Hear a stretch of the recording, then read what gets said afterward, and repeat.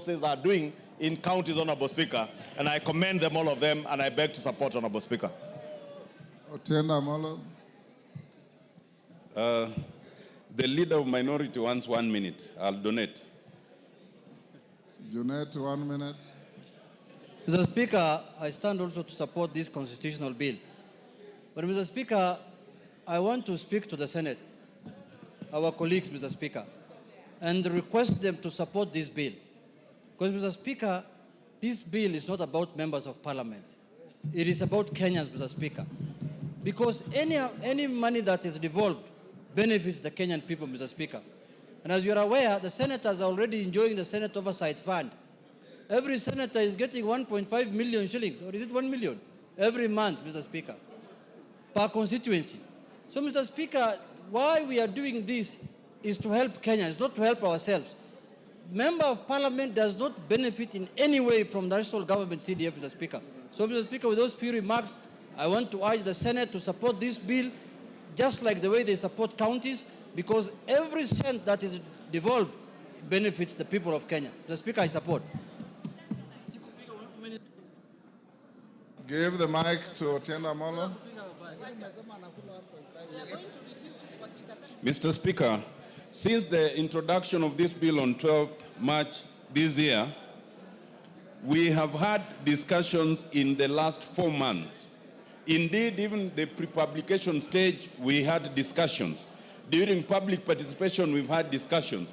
Since moving the bill, Mr. Speaker, there's been overwhelming support from the members. And it's important, Mr. Speaker, that the members have been able to explain that this bill is in consonance with constitutional principles, especially the distinction between devolution and decentralization.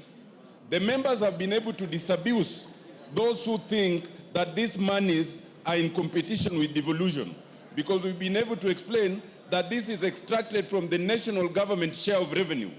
Mr. Speaker, the members have been able to outline the limited and peripheral role that members of parliament play.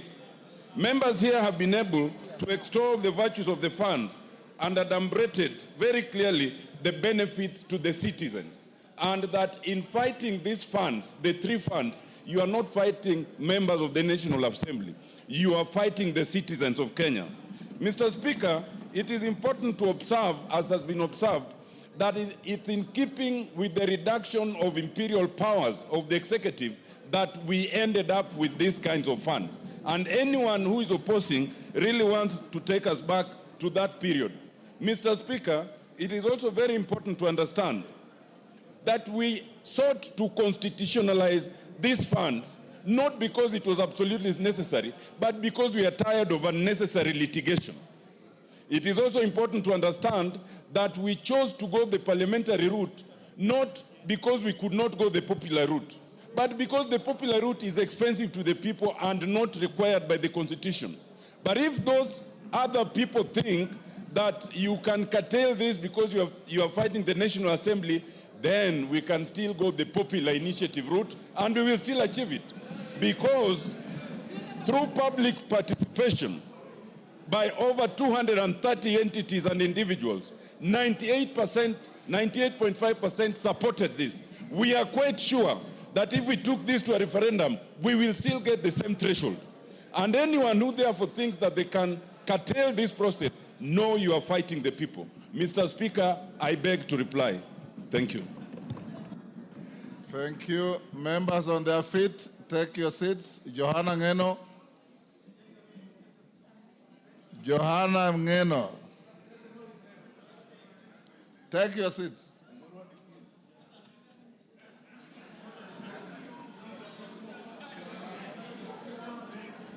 Then freeze where you are. Honorable members, this question that I'm putting does not require your immediate vote. I now put the question at order number 10, which is that the Constitution of Kenya Amendment Bill, National Assembly Bill number 4 of 2025 be now read a second time. I have been advised that we have the requisite numbers vote. I now order that the division bell be rung for 5 minutes. As the division bell rings, the whips should be on your feet to ensure that none of your members who may be absent-minded loitering out there are called in to join in this vote. Now ring the bell for 5 minutes. Yes.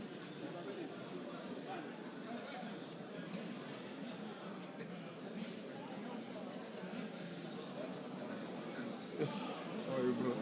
Good.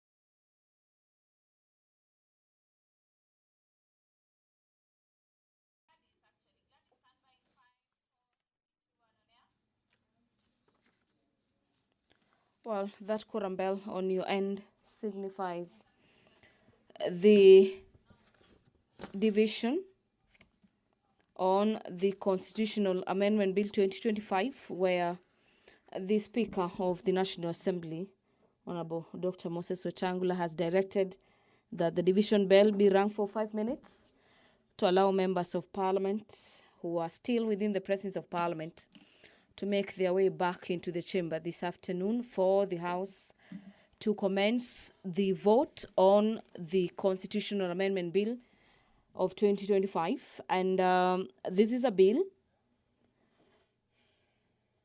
that is seeking to amend the Constitution. And among the amendments is that there be establishment of the National Government Constituencies Development Fund into the Constitution. And this is for the purposes of ensuring the provision of exclusive national government functions in each constituency.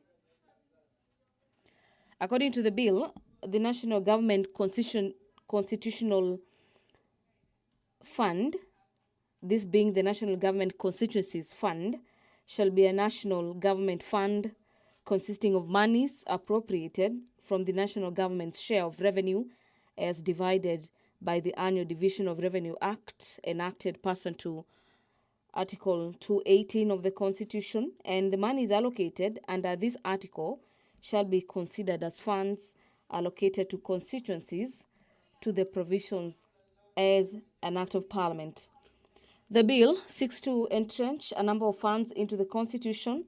Among them is NGCDF, the National Government Affirmative Action Fund, and the Senate Oversight Fund into the Constitution. During the debate on the bill that has just concluded this afternoon, after the mover of the bill, Honorable Tiende Amolo, was called upon to reply, members say that the enactment of the NGCDF, NGAF, and the Senate Oversight Fund into the Constitution will end the unnecessary litigation on the legality of the fund. The bill has a number of objectives. Among them is the establishment of the National Government Constituencies Fund into the Constitution to ensure reasonable access to exclusive national government functions in all the constituencies as envisaged in Article 6, subsection 3 of the Constitution, and ensure the participation of the people in the identification and multiplication as well as prioritization of the national government programs. The mover of the bill, just a few minutes, has just said that any person seeking to oppose this bill, the House will equally get the same response if it were to adopt. Ringing the bell. I hope every member is in the house.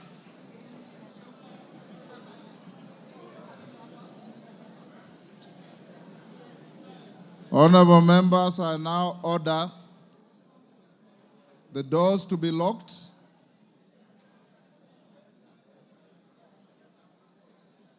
and the bars to be drawn.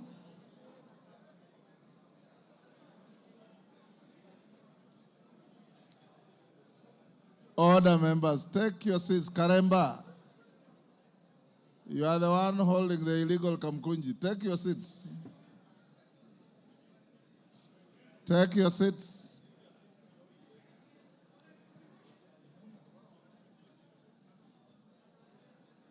Take your seats.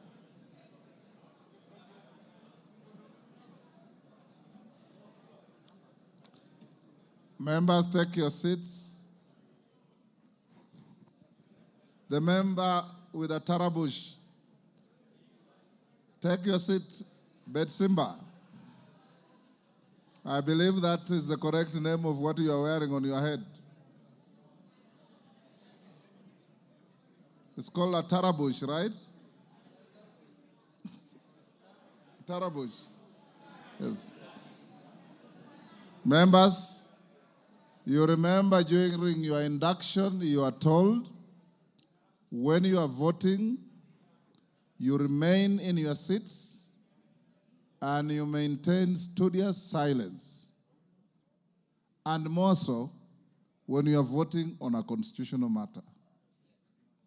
I expect all of us to observe the etiquette we set for ourselves in our standing orders. Kawanjiku, what is your crisis?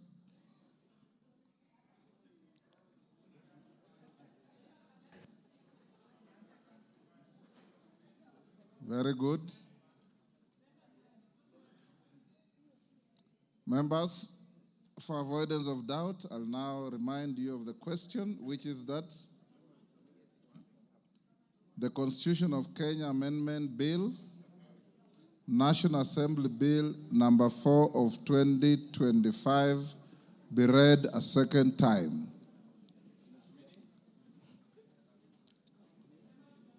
Members, now,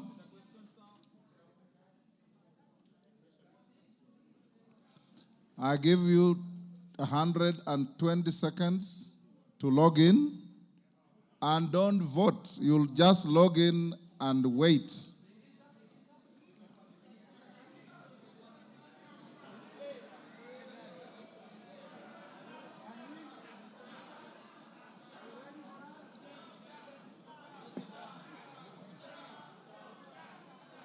Okay, log in.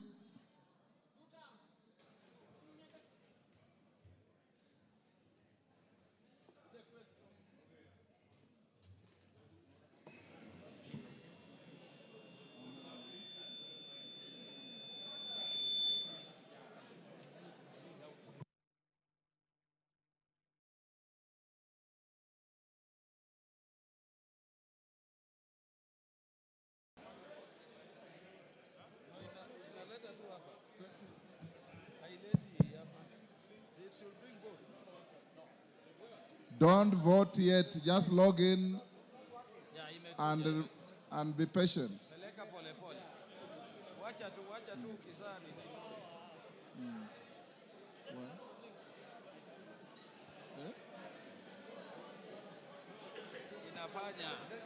Order, honorable members. Order. Order, members.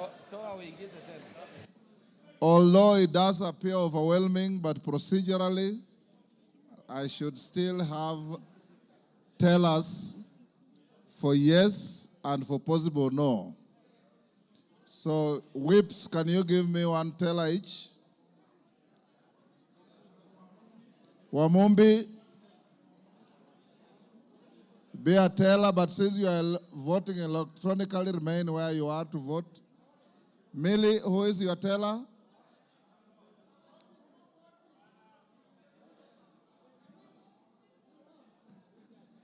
Mawade, take your seat. You are a teller. remain in your seat and vote. But for the record, you are the two tellers.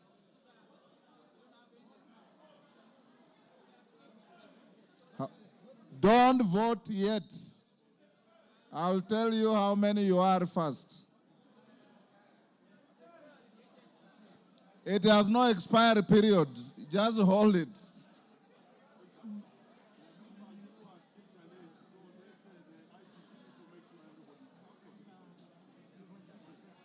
Honorable members, I want everybody to be at the same level. If you have any challenge with your card, we have ICT teams around. In the event, order Wanjala, order, in the event that your card and your gadget malfunctions, order, in case your gadget malfunctions, those with profane minds are already laughing. I'm not talking of your gadgets. I'm talking of parliamentary gadgets. In case your gadget malfunctions, you will come and record here. We have, honorable members, we have present 286 members. In addition to those, we have the 4 members who are indisposed, who will also be allowed to vote. Okay, so once more, be ready now. It has gone off. Kwame, what is your problem? If your gadget is malfunctioning, sit, I'll call you to come and vote. It has malfunctioned. Time. Tiambati. Just hold your horses. Just hold your horses.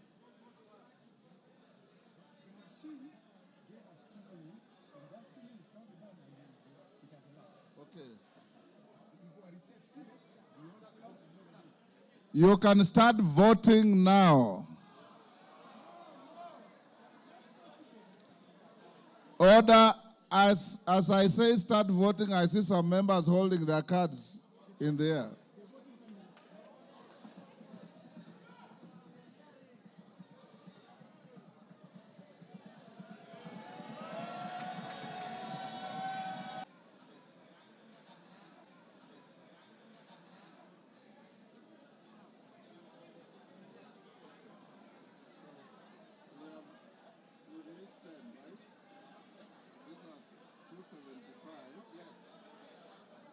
Why is it counting backwards again? There are members who are checking their mind.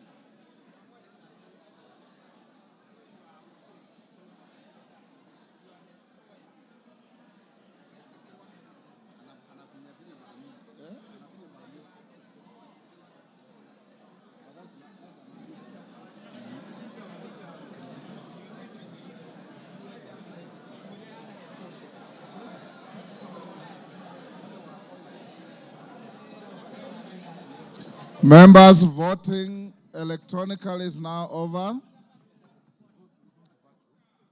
I will now deal with the virtual voters first, then there will be assisted voters.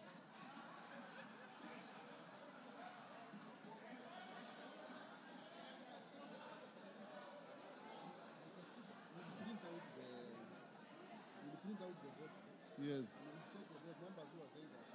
Yes, okay. Yes. Honorable members, Alice and Mrembo, you are assisted voters. Let's finish with the virtual voters. Take your seats first.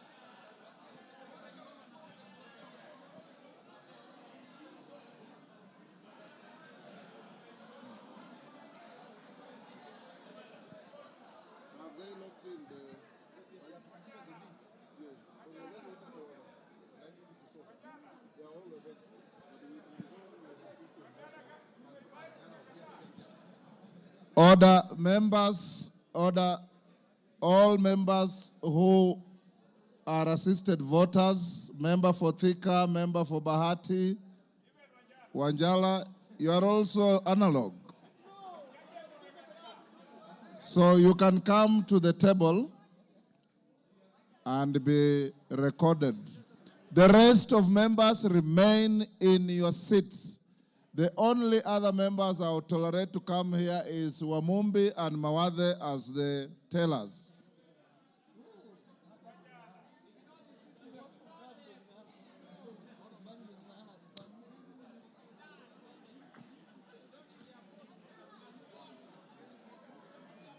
Order, members, order.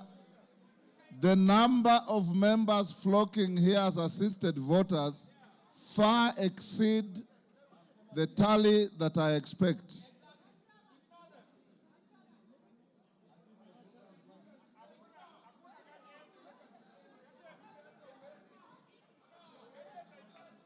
Where is Wamumbi and Mawathe? You assist the clerks to verify. I'll give you 10 minutes to do that. The rest of the members remain in your seats.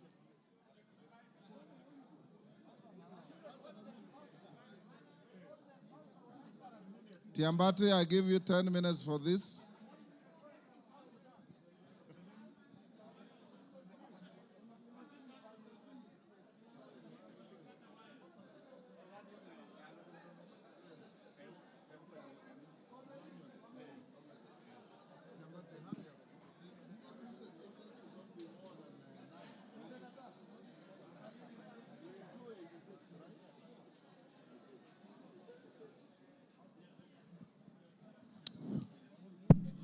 Honorable members, from my records, the assisted voters should not be more than 9.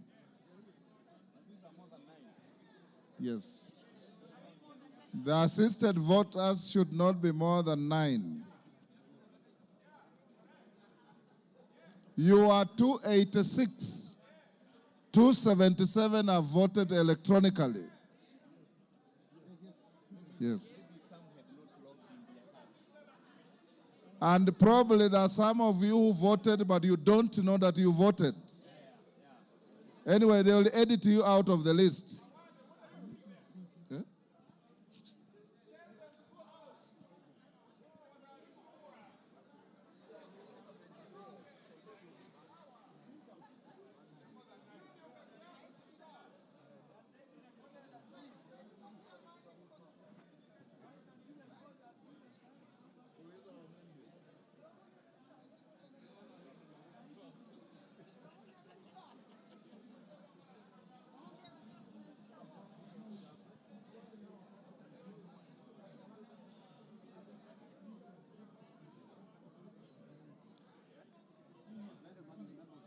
Yes.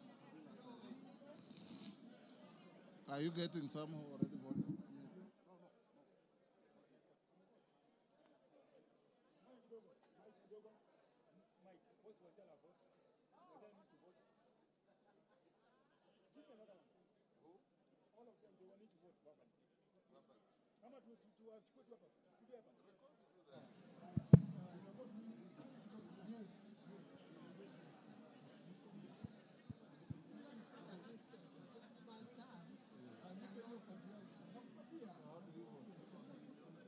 You didn't vote. So queue here and vote. You'll vote here as an assistant voter.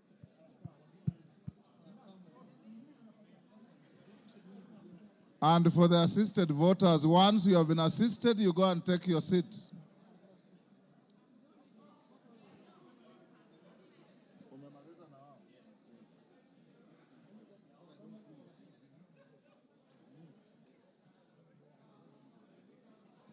You see, what you do, just record them, the names that are voting yes. You will edit out those who are voting twice. Since nobody voted no.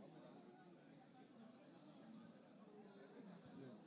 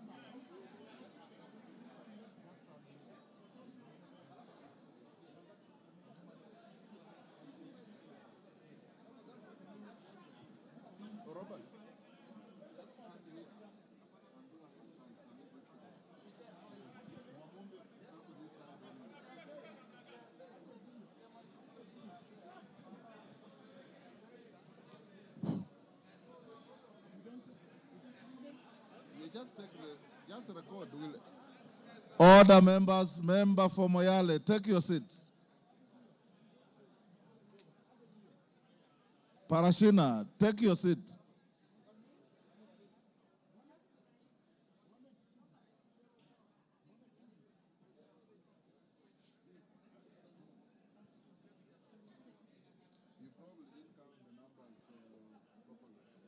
Member talking to majority leader, take your seat.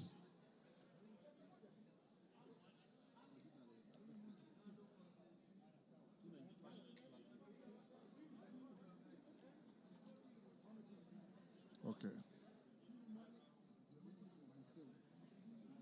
Rose Museo.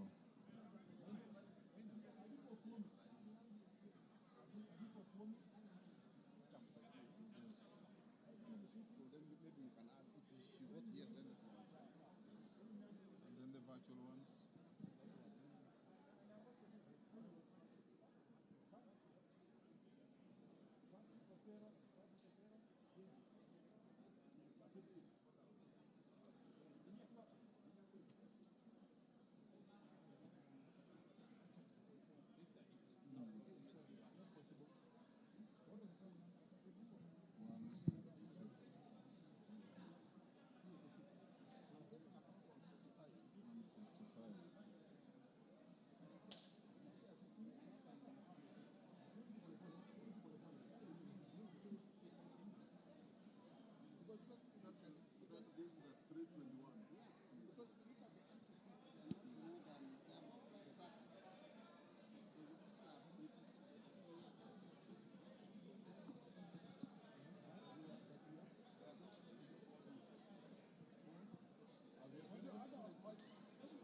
You're supposed to be on your seat.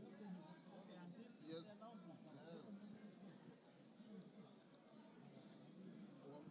Tiambati, from the account, you are about 321.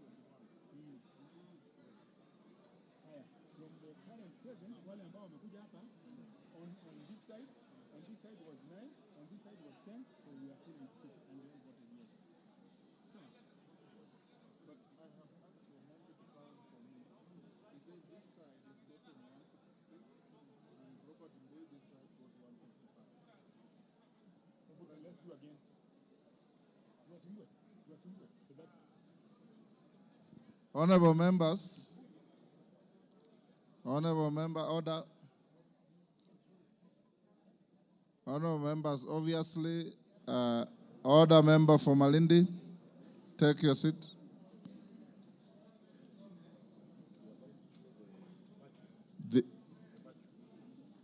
We'll stop to take the virtual vote as soon as they log in. Have you assisted them?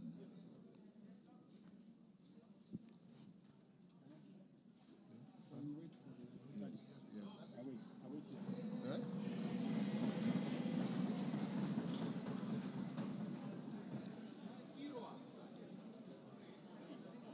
Honorable Kirwa.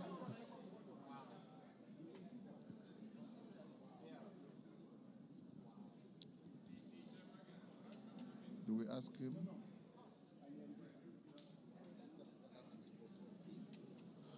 Honorable Kirwa, how do you vote, yes or no? Yes. Thank you. Next. We wish you a quick recovery. Next member.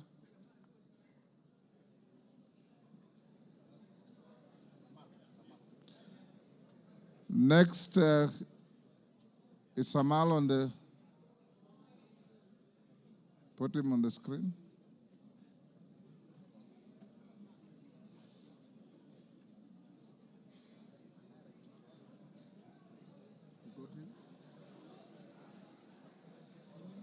Would it be a good idea for Mumbi and Bui to count again?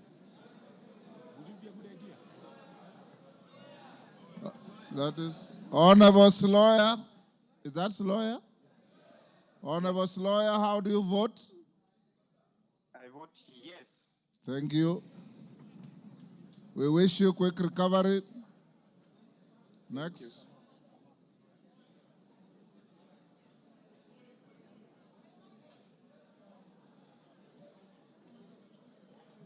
Order, we have no information about Koimburi. Stop bringing his name here.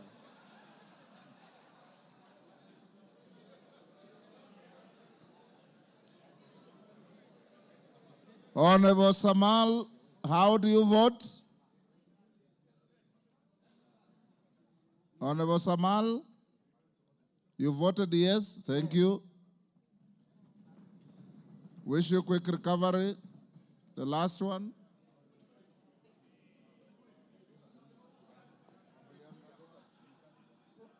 I'm told Honorable Wambilianga cannot be reached. She's not logged in, so she's a lost vote. Who? Koimburi made no request to Mr. Speaker on how he wishes to vote. Order, honorable members. Order. Order, members. Honorable members, I believe that the number we have and the numbers present may not be tallying properly. You are many more than I think I'm getting.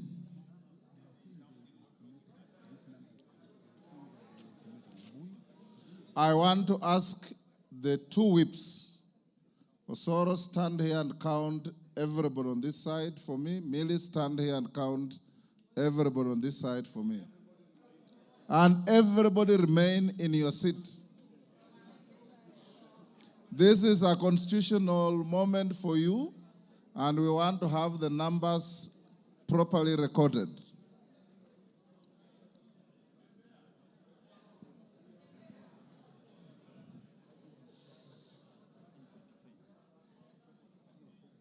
From the machine, they have registered 286. But those who voted are 277. Electronically. Yes. Yeah, it's still here, yes.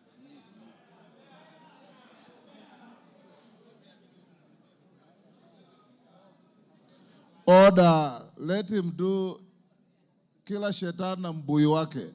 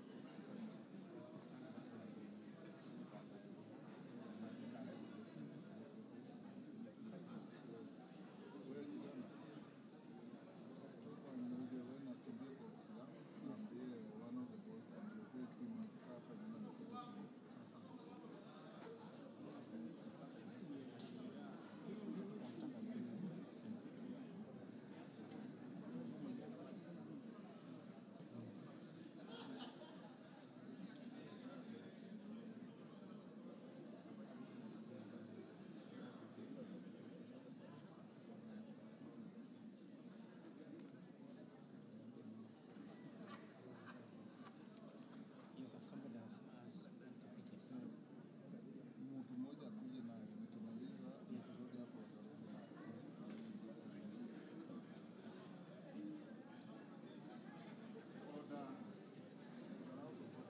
Nataka mtu mmoja akimaliza arudishe.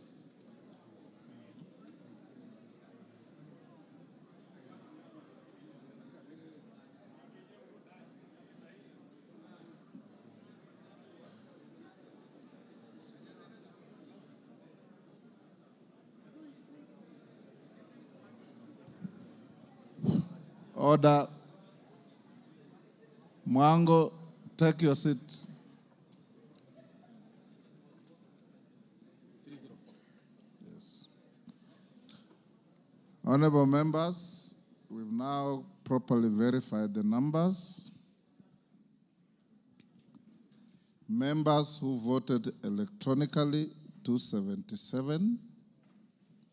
Members who voted virtually on a special request and acceptance by the Speaker. Order member for nominated member. How many times do you members want to be told that when we are in a voting situation, everybody remains seated?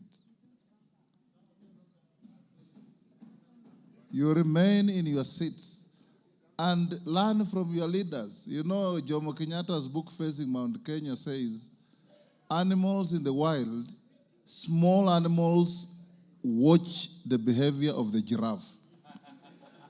And for this purpose, the giraffe are your leaders. The Junet has not left, Ichungo has not left, Osoro left, and merely because of my instructions. Watch them, they are your giraffes. Go and read Facing Mount Kenya. It is not the other Mount Kenya. It's Mount Kenya as seen by Mzee Jomo Kenyatta.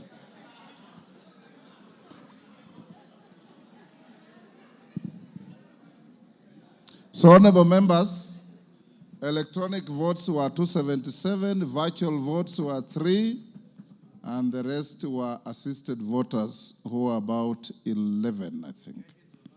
So we are more than what the machines had recorded. We are 301 present and voting, and 3 of our colleagues who are indisposed voting virtually. I now give you the results of the vote.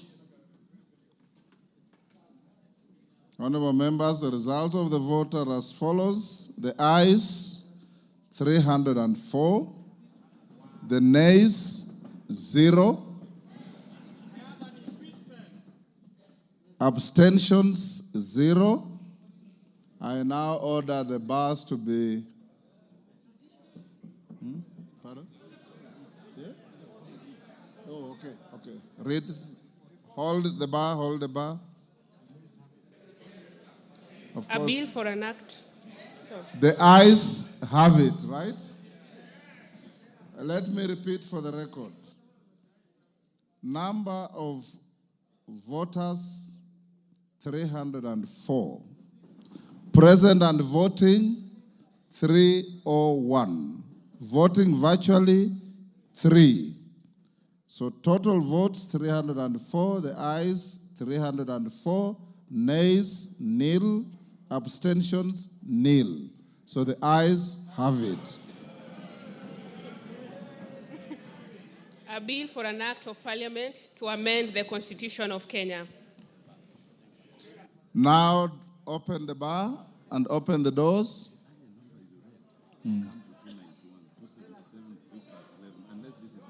This is the 21. So you need to announce. Honorable members, that is not the end of the vote. You will still have to vote in the committee in the third reading.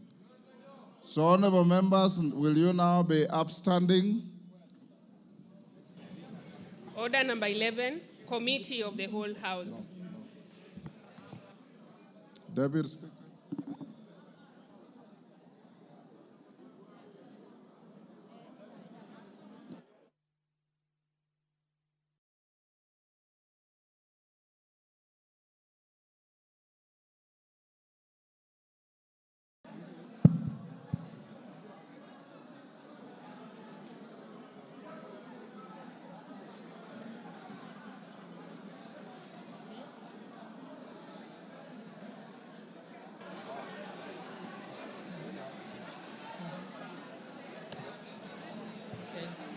Honorable members, this is the Committee of the Whole House to consider the Constitution of the Kenya Amendment Bill, National Assembly Bill number 4 of 2025.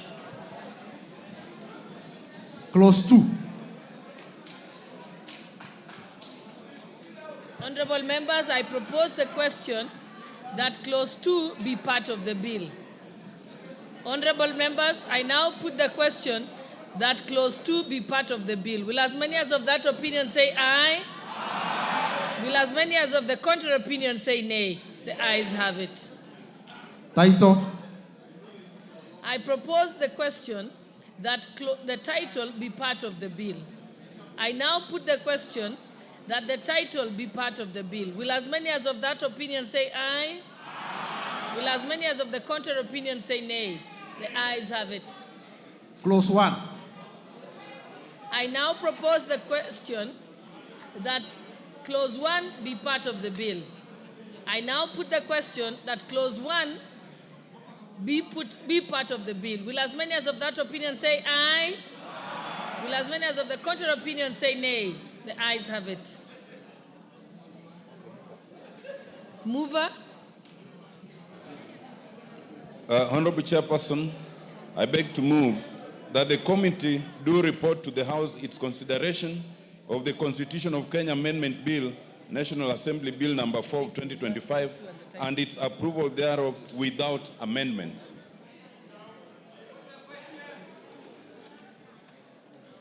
Honorable members, I now put the question, which is that the committee do report to the House its consideration of the Constitution of Kenya Amendment Bill, National Assembly Bill number 4 of 2025, and its approval thereof without amendments. Will as many as of that opinion say aye? Aye. Will as many as of the contrary opinion say nay? The ayes have it.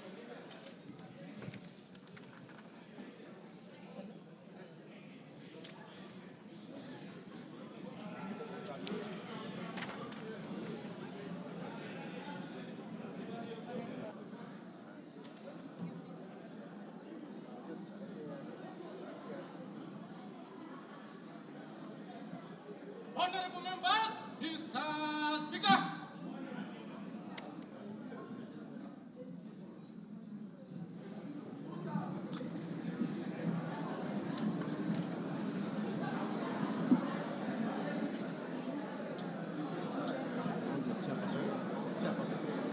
Here is a noise vote.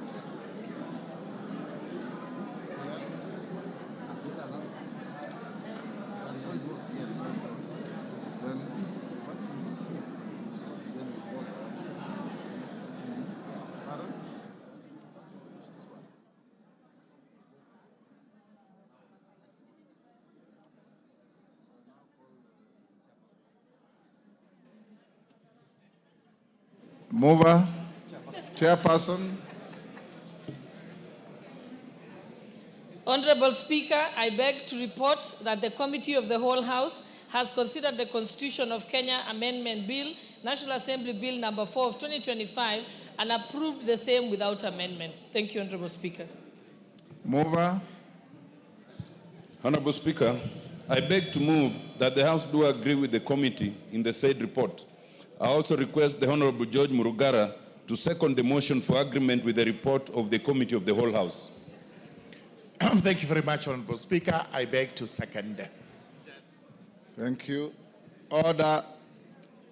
Order, members. Take your seats. Lekuton, take your seat.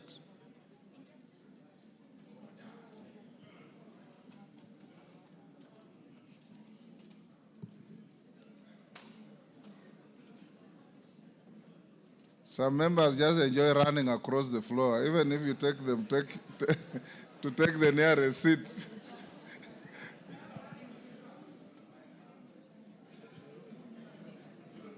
Shinali, take the nearest seat.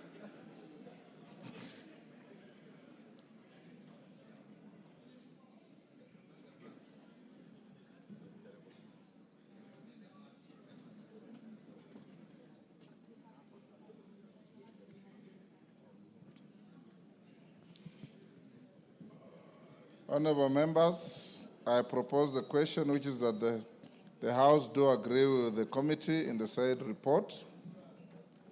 Honorable members, I now put the question, which is that the House do agree with the committee in the said report. This is a noise vote. As members of that opinion say aye. Aye. Will those of the contrary opinion say nay? The ayes have it. Mover. Hold on, mover. Take your seat. Order number 12, the Constitution of Kenya Amendment Bill, National Assembly Bill number 4 of 2025, third reading. Mover.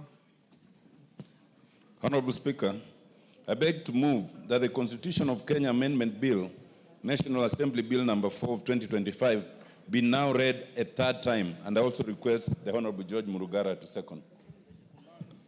Thank you, Honorable Speaker. Honorable Speaker, I beg to second. Members on their feet, take the nearest seats. Muliungi.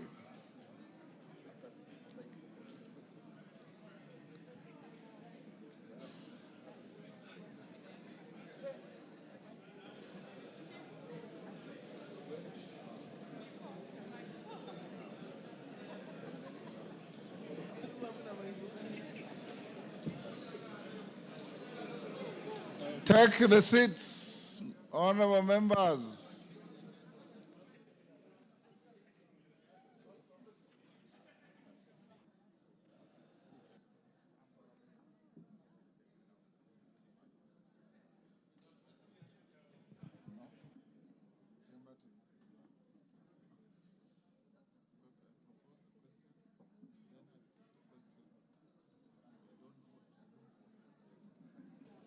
Honorable members, Kipepeo, take your seat.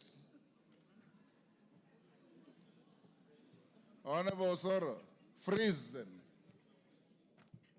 Honorable members, I now propose the question, which is that the Constitution of Kenya Amendment Bill, National Assembly Bill number 4 of 2025, be now read a third time. I now put the question, honorable members, and you don't have to vote. I now put the question, and I confirm that we have an overwhelming quorum today, which is that the Constitution of Kenya Amendment Bill, National Assembly Bill number 4 of 2025 be now read a third time. Sergeant, ring the bell for 5 minutes.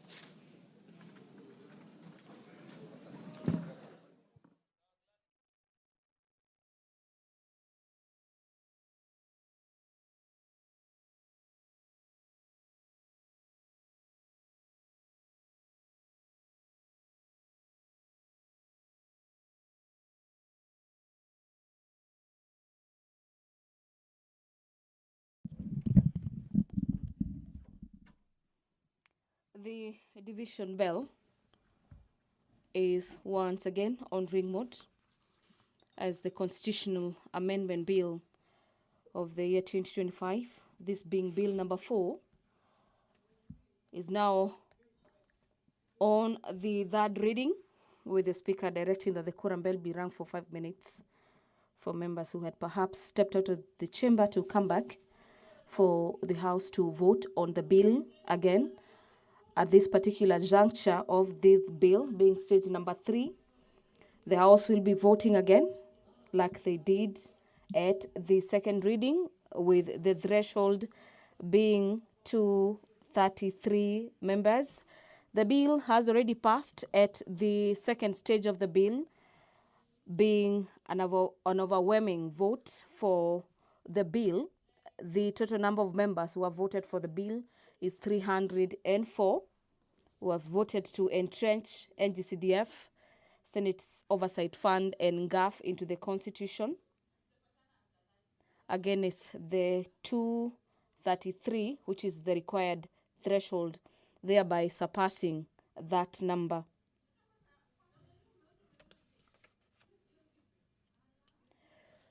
Upon the lapse of the 5 minutes directed by the Speaker, the Sergeant at Arms will be directed to draw the bars and close the doors for the House to vote for the Constitution of Kenya Amendment Bill at the third reading. Again, our dear viewers, the Constitution of Kenya Amendment Bill is a bill that is seeking to entrench NGCDF, Senate Oversight Fund, and the National Government Affirmative Action Fund into the Constitution.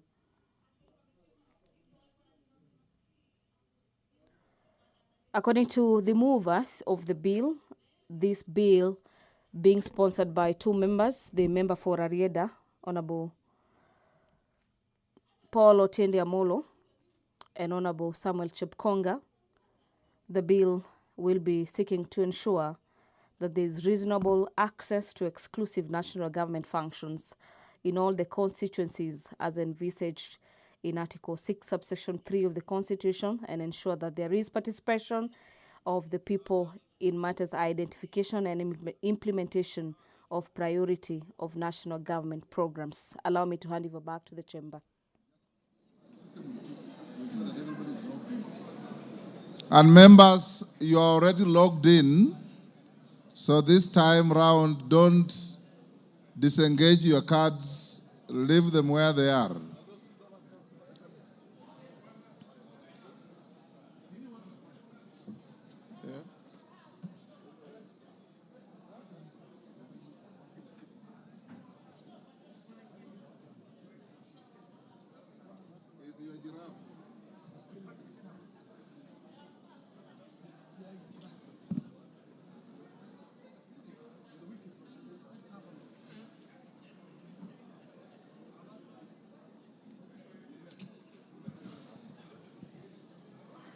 Members who recessed to the rear, the 5 minutes are over.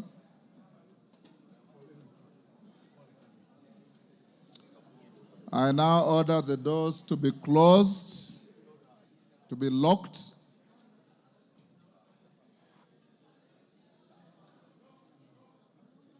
Lock the doors, draw the bars. Members, get to your seats.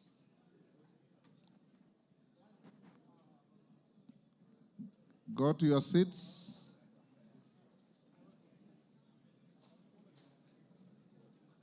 Now, in the interest of time, members whose gadgets malfunctioned, we don't have to wait to start calling you. You can, as we go into the vote, you can start streaming to the table to record your vote. Members ready? Clerk, are you ready? Yeah? Don't log out. You are already logged in. If you haven't ensured that your machines are working, your gadgets, don't vote until I tell you to. I'm waiting for you.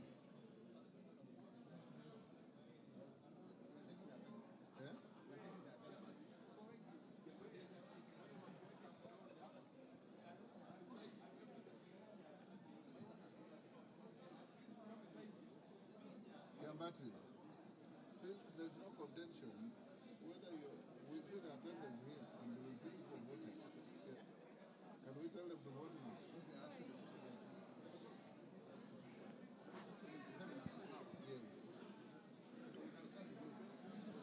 You can now vote. The clerk say, hold on a little.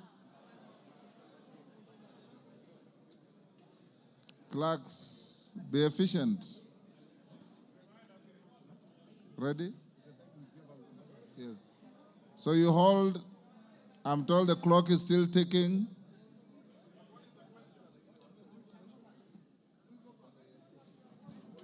I already put the question. Kajwang.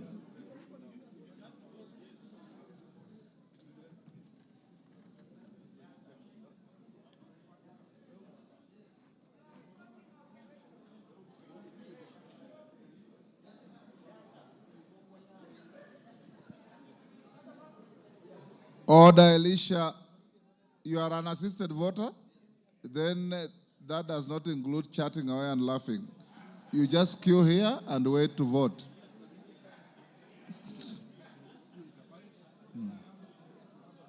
Ready?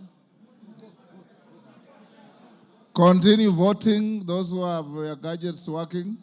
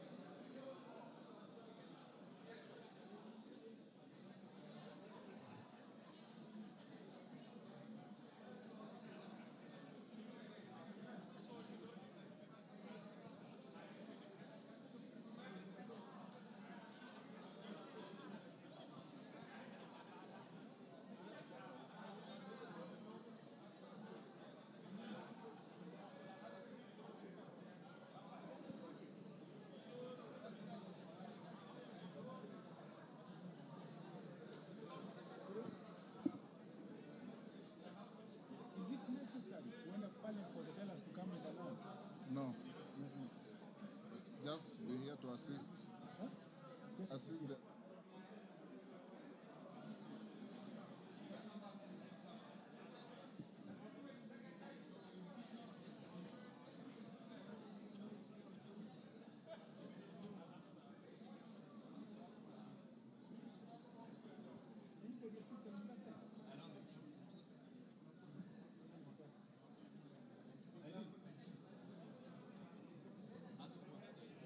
Assisted voters. There was Mrembo, there was Nganga. Or now your machine has worked.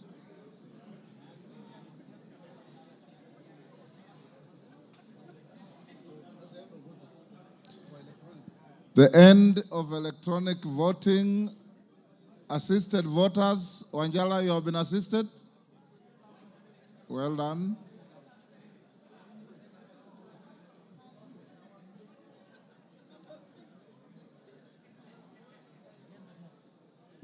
Taitum, you are also an assisted voter. Yeah, the gadget is not working. What am I going to do?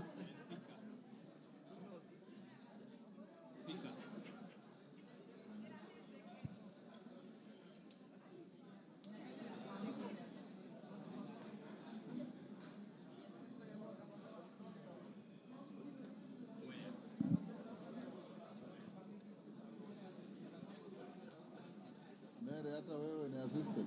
But my machine is not going off. Yes.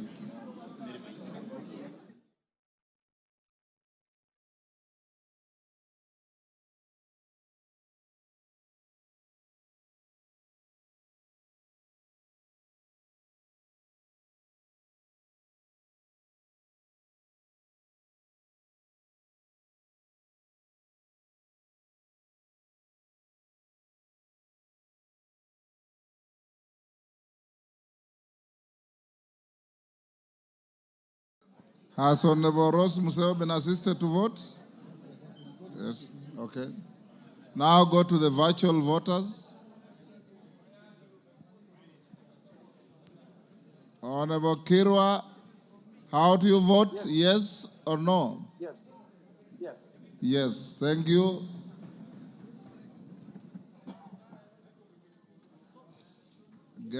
Thank you, Honorable Kirwa. Get Honorable Samal. Thank you. Thank you. Or was it Siloya first?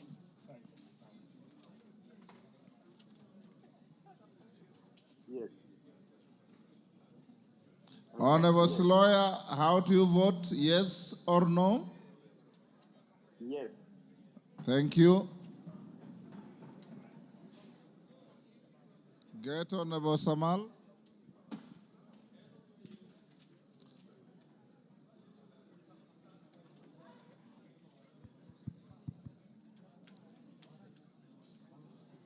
Honorable Samal, how do you vote? Yes or no?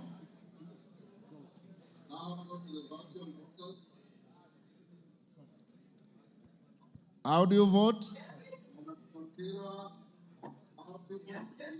Yes. Thank you. Thank you. Is Wambilianga available now? Yes. Thank you. You can discharge on Wasamal from the screen. Yes. And his lawyer.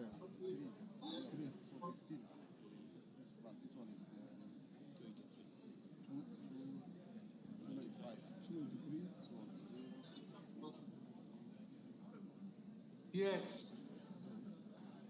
Did we lose some members? Yes.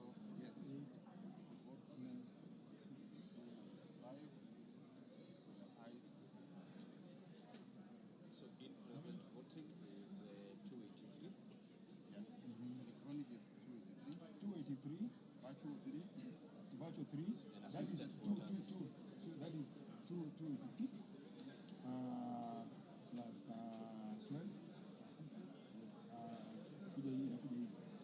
Not here. 298. It's 298. 298, not 295. 298.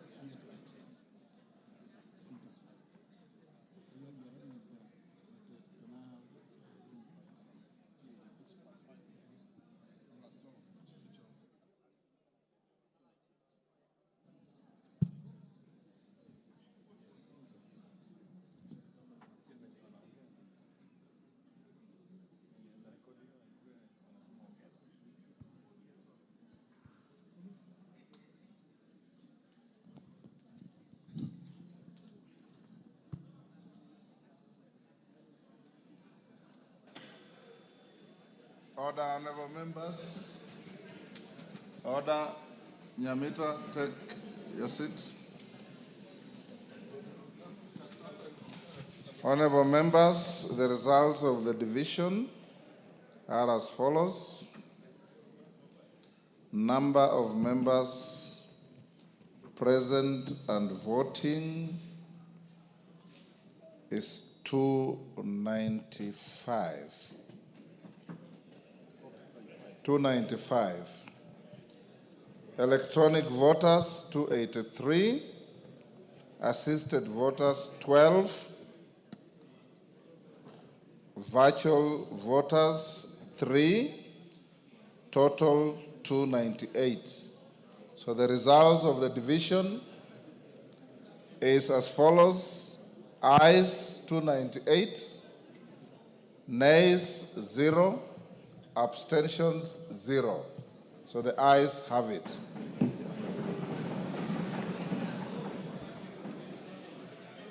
A bill for an act of parliament to amend the constitution of Kenya. Now you can open the doors and close the doors. Next order. Order number 13, motion, consideration of the performance audit report on the provision of services. Order. We'll go back to statements, clerk. We left, go back to order. Call out the order on statements. Order number 7, questions and statements. Do you think we'll have any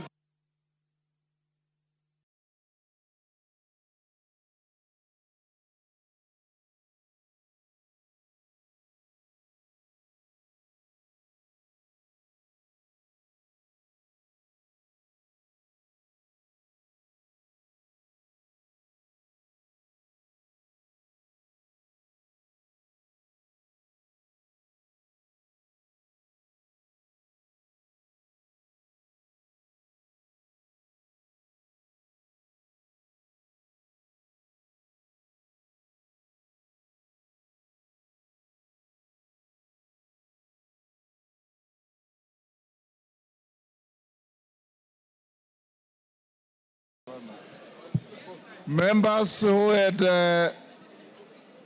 requests for statements. Where's my order paper?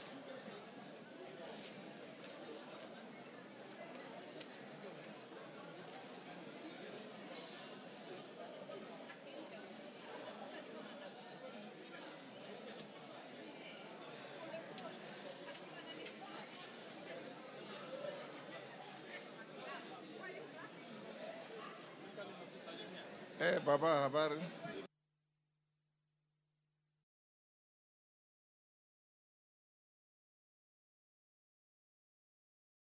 Order Beatrice Elachi. We are back to order number 7. The following members had requested to request for statements: Elachi, member for Isiolo. Elachi, go ahead. Give Elachi the mic. Thank you, Mr. Speaker. Mr. Speaker, I rise to request for a statement regarding the transitional mechanisms from the 844 to the competency-based curriculum education system. Honorable Speaker, pursuant to the provisions of Standing Order 44-2C, I wish to request for a statement from the chairperson of the Departmental Committee on Education regarding the mechanism of transitioning students who missed to sit the KCPE and KCSE examinations. Honorable Speaker, the rollout of competency-based curriculum CBC to replace the 844 system of education resulted in the Kenya National Examination Council (NEC) administering the last Kenya Certificate for Primary Education KCPE examinations under the 844 education system in 2023. Further, the final secondary school class under the 844 education system will sit for the last Kenya Certificate of Secondary Education KCSE examinations in 2027, marking the end of an era for the 844 education system and paving way for the full implementation of the CBC. Honorable Speaker, it is estimated that over 9,000 pupils who did not sit for the final KCPE examination in 2023 and other preceding years due to various reasons, majority of whom being girls affected by early pregnancies, illness, and other unforeseen circumstances.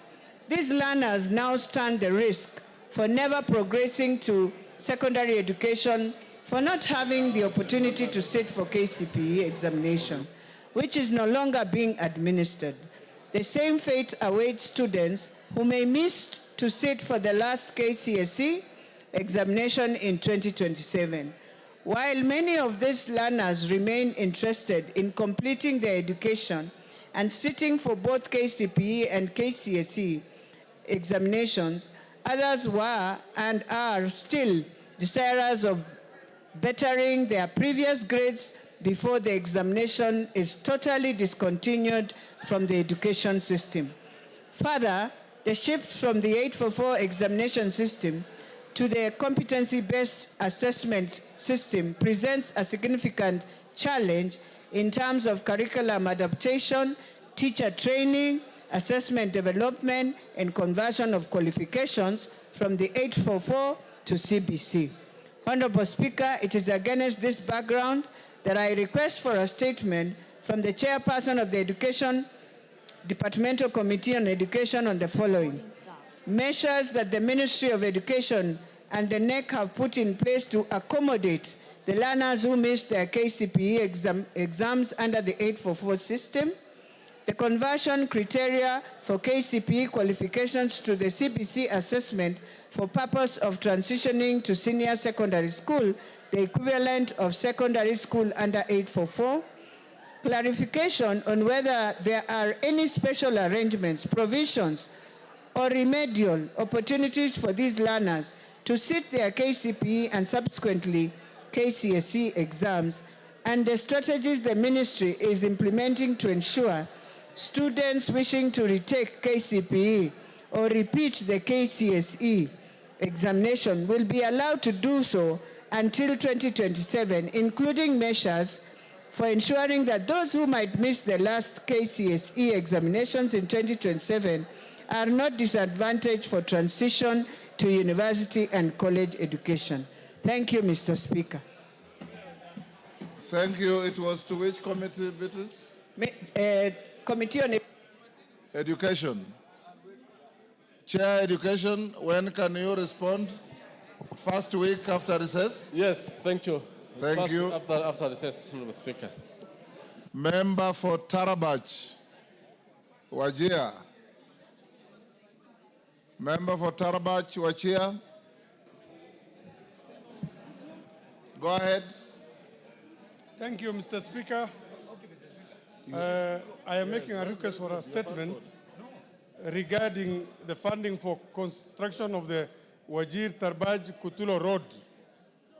Honorable Speaker, pursuant to the provisions of Standing Order 44-2C, I rise to request for a statement from the chairperson of the Departmental Committee on Transport and Infrastructure regarding funding for the construction of Wajir Tarbaj Kutulo Road. Honorable Speaker, the Wajir Tarbaj Kutulo Road, which traverses Tarbaj constituency is part of the Horn of Africa Gateway Development Project supported by the World Bank with the aim of improving connectivity between Kenya and other Eastern and Southern African countries. The project is expected to improve the movement of people, goods, and services across the region. Additionally, the project will improve digital connectivity and access to social services by communities in the designated locations along the targeted sections. Honorable Speaker, the construction of the said road in two parts, being the Wajir Tarbaj Road, which is Lot 1, and Tarbaj Kutulo Road, which is Lot 2, was advertised under tender number Kenya 2506/2022 and Kenya 2507/2022, respectively, heralding the hope that this largely marginalized region will finally benefit from the improved connectivity. Although construction of the road commenced, completion of the project is now facing uncertainty due to financing challenges. Reports indicate that the National Treasury did not provide funds for the construction and completion of Tarbaj Kutulo Road in the 2025-26 financial year. This has raised the fears of the project facing threat of termination due to lack of funds. Honorable Speaker, it is against this background that I request for a statement from the chairperson of the Departmental Committee on Transport Infrastructure on the following. 1, a report on the implementation status for the Wajir Tarbaj Road, that is Lot 1, and Tarbaj Kutulo Road, that's Lot 2 project, detailing the financing plan, total cost, and the amount disbursed and paid to the contractors so far.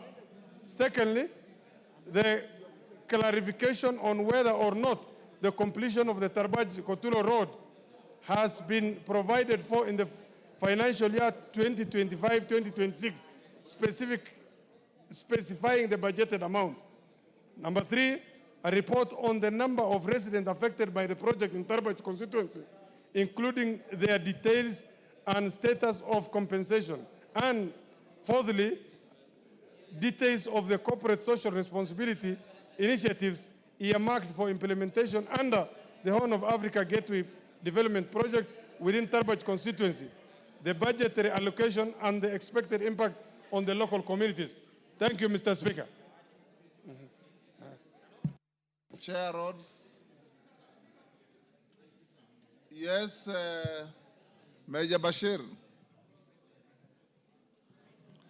Honorable Speaker, I want to associate myself with the request for that statement because it's very, very important.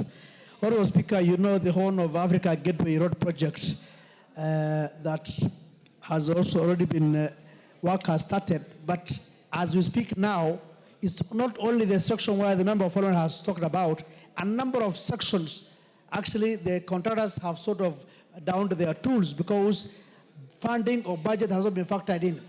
Honorable Speaker, remember, this is a project where His Excellency has pronounced himself to the fact that it must be done and completed by end of 2027.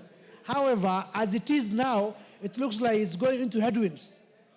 And this might affect the promise that has been made to the people of Kenya and to the people of Northeastern specifically, that the road from Mandera all the way to Madogashe in Isiolo will be tarmacked.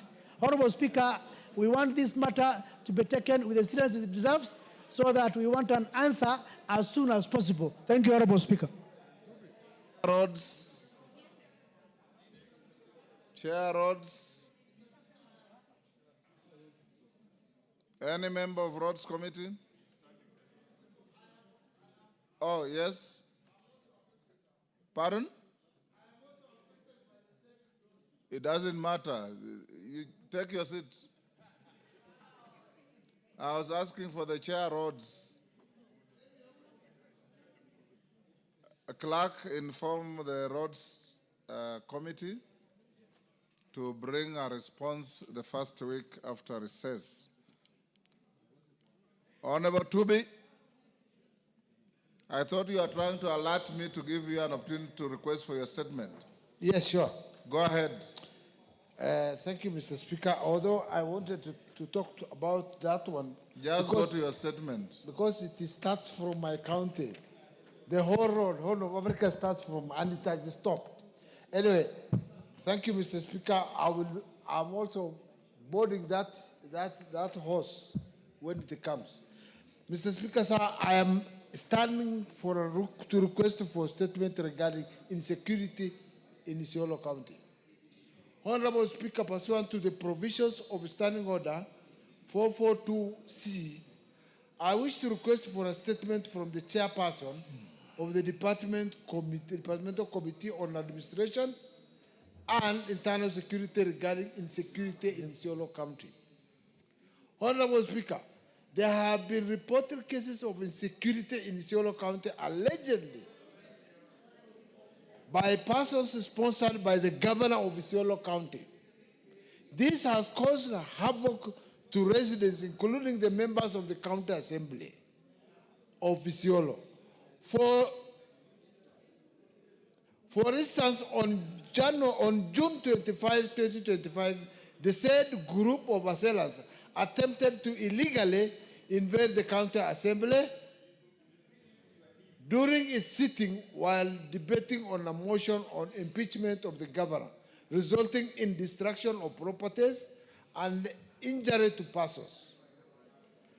These security concerns that have deeply unsettled the residents of Isiolo County. In addition, on 10th June 2025, the said group of assailants invaded Isiolo County Assembly, vandalized the Assembly chamber, caused members of the County Assembly to flee for their safety. This state of affairs has created fear amongst residents and the general population. Additionally, the actions have negatively affected the economy of the residents. Honorable Speaker, it is against this background that I request for a statement from the chairperson of the Departmental Committee on Administration and Internal Security on the following. 1.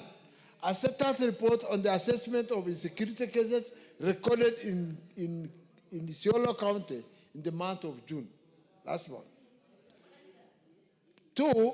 Immediate measures that the government is putting in place to address the recent surge in insecurity in Isiolo County arising from whatever the activities of the County Assembly. 3.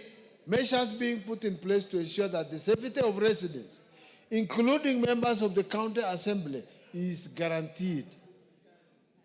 And Mr. Speaker, while I thank you for that, Right now, we are having 2 speakers of the county assembly in Isiolo. Honorable Truby. Yes. When you request for a statement, you only read what the speaker approved. Thank you, Mr. Speaker. I finished. Thank you. It was to which committee? Security. Where is Tongoyo? Any member of Security Committee? Caroline, you are a member of Security? You tell your chair to bring a response first week after recess. Thank you, Chair. I will communicate. I'm the speaker, not the chair Thank you. of the House. Thank you. Omanyo. Thank you, Mr. Speaker. Request for a statement on the operationalization of administrative units in Busia County.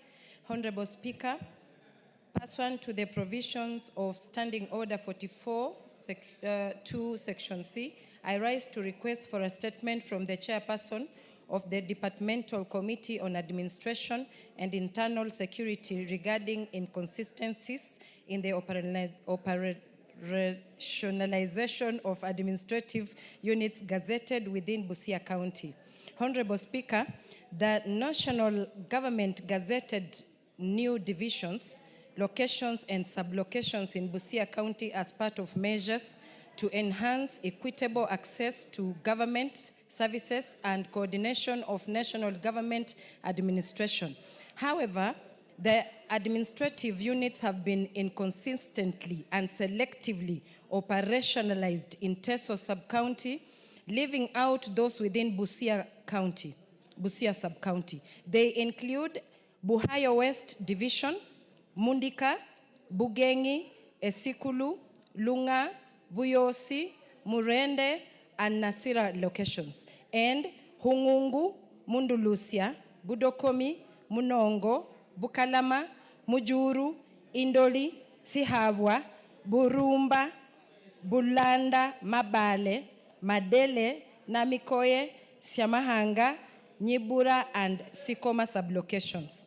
Honorable Speaker, the inconsistencies in operationalization of administrative units in 2 sub-counties within Busia County disadvantages the residents of Buhayo sub-county in the access to critical government services, including security and recruitment opportunities such as teachers, police officers, and Kenya Defense Forces officers.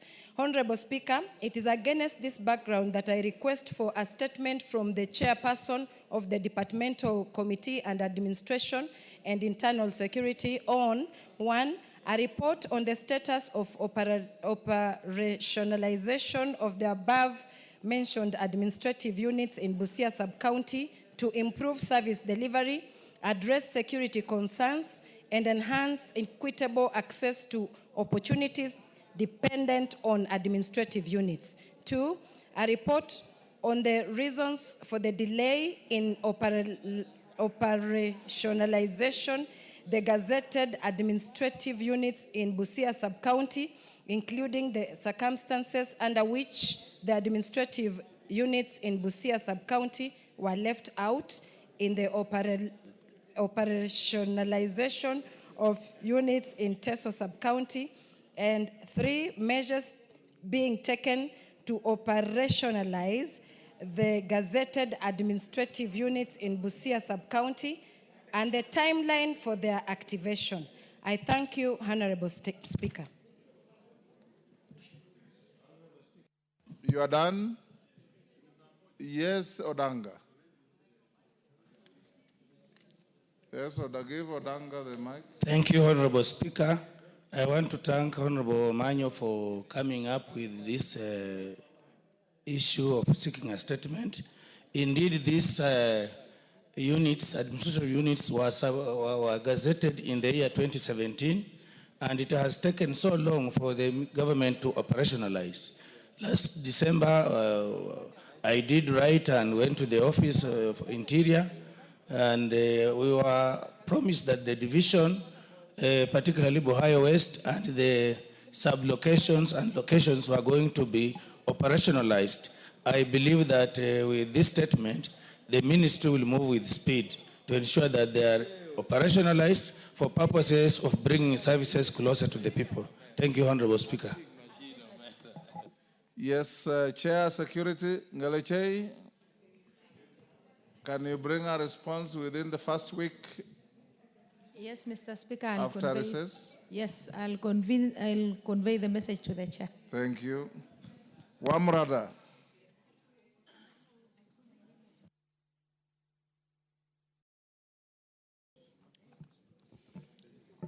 Thank you, Honorable Speaker. A request for statement regarding challenges facing the Kiambu National Polytechnic. Honorable Speaker, pursuant to the provision of Standing Order 44, Section 2C, I wish to request for a statement from the chairperson of the Departmental Committee of Education on measures taken to resolve the challenge facing the Kiambu National Polytechnic, formerly known as Kiambu Institute of Science and Technology, and popularly known as KIST. Honorable Speaker, Kiambu National Polytechnic, formerly known as Kiambu Institute of Science and Technology, is a national TVET institution established in 1973 and fully accredited by the Technical and Vocational Education and Training Authority to offer diploma, craft, and artisan courses. The Polytechnic has a student population of 9,528 trainees.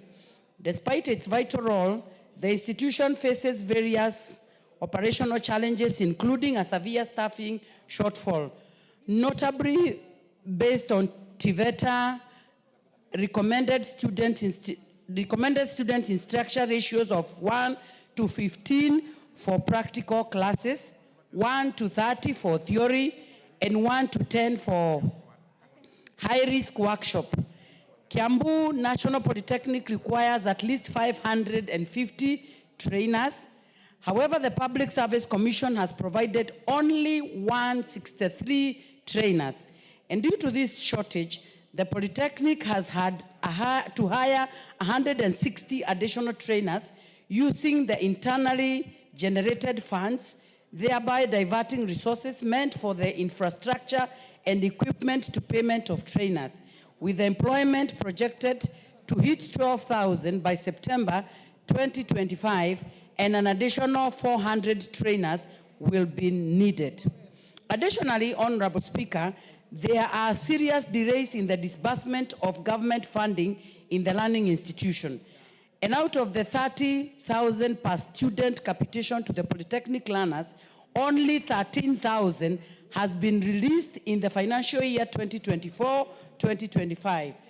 The Polytechnic also has a severe shortage of hostels, laboratories, classrooms, and training equipment. Honorable Speaker, it is against this background that I seek a statement from the chairperson of the Department Committee of Education on the following. Number one, a report on steps being taken to recruit at least 400 additional trainers for KINAP ahead of the September 2025 intake. Number two, reasons for the delay of the disbursement of capitation and measures put in place to expedite and release HELB loans and scholarship to the students in the Polytechnic. Number three, the progress made implementing the 1,240 students accommodation units under the AHP to ensure availability of adequate accommodation in the institute and in the institution. And finally, number four, the plans by the Ministry of Education to fund and equip the specialized technical departments in the institution. Thank you, Honorable Speaker. Thank you, Amrala. Chair Education. Any member of Education Committee? Clerk, you notify the committee to bring a response within the first week on resumption. I think those are the only members who had requested for statements. A response to a statement. Molo, are you ready for Wangari's response? Yes, Honorable Speaker, on the 16th of April of 2025, the Honorable Member for Gilgil, the Honorable Martha Wangari, CBS, sought a statement from the Committee of Finance and National Planning on the status of the Aviator Game of Chances. In particular, the Honorable Member saw the following questions. One, the legal status of registration of the Aviator Game of Chance in Kenya. Two, how much revenue the country got in terms of taxes from betting and gaming activities in the country. Three, statistics on how much Kenyans spend per year on betting and gaming. Four, the steps being taken by the Betting Control and Licensing Board to control the proliferation of all manner of advertisements on audio, video, and print media relating to Aviator gaming.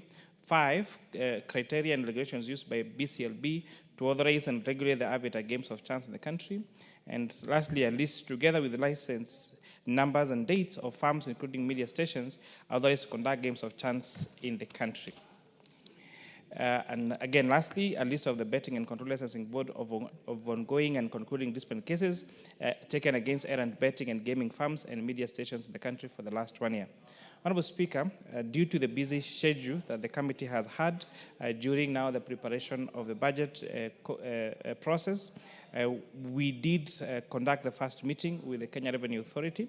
They gave us the first preliminary report on Thursday, the 3rd of June. However, there are still pending discussions, Honorable Speaker, by especially the Betting Control and Licensing Board, because the Betting Control and Licensing Board is the one that is mandated by law to license, monitor, deregister, or suspend any operations in case of a need-to-day basis. This CLB, as you know, Honorable Speaker, is established by Section 3.1 of the Betting, Lotteries and Gaming Act, Cap 131 of 1966. Honorable Speaker, betting and gaming fall into three categories. Namely, we have what we call the sports book, casinos, and lotteries. Casinos are again subdivided into online casinos, which include Aviator, Jackpot, and other virtual games, and land-based casinos, including slot and table games. Sportsbook betting is a form of gambling that involves wagering on sports such as golf, football, basketball, baseball, ice hockey, horse racing, boxing, and mixed martial arts. The public gaming, commonly known as casinos, consists of online gaming and land-based casinos.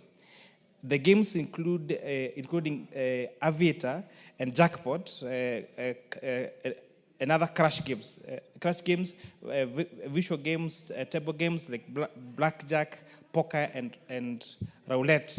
We have other games like slot games, etc. The lotteries are a form of gaming conducted by registered institutions to raise funds for charitable purposes under Section 36 of the BLC Act, and are done by buying raffles or lottery tickets, and draws are conducted to determine the winners. I think we are all, probably all of us participated in them in our church harambes since we were little. The taxation that exists on this particular Aviator and Jackpot gaming is we have a 5% excess duty on all deposit or stakes placed by punters. The tax is collected at the point of deposit. The tax is deducted at source in real time. But, Honorable Speaker, you'll note that the amendments that were done by the laws that were passed by this House through the Finance Act now has now changed the way this excess duty is taxed, so that now it's taxed when you deposit into the wallet of the betting company and not when you place a bet. In addition, there's a 20% withholding tax that applied for all gambling winnings. This applies to gross winnings from betting, lotteries, gaming, and prize competition. And this tax, again, is deducted at source in real time. We have also 15% gaming tax that is levied on gross gaming revenue. Gross gaming revenue is defined as a gross revenue turnover minus the amount paid out to customers as winnings. This tax applies to betting, lotteries, gaming, and prize competition, is calculated and remitted monthly by the license operators. So this is where the gaming company will subtract how much people bet and how much they paid as winnings, and then I'll apply 15% as gaming tax on that gross revenue. And lastly, there is 30% corporation tax that is paid on all resident companies. But this 30% corporation tax, of course, is allowed for tax deductible expenses.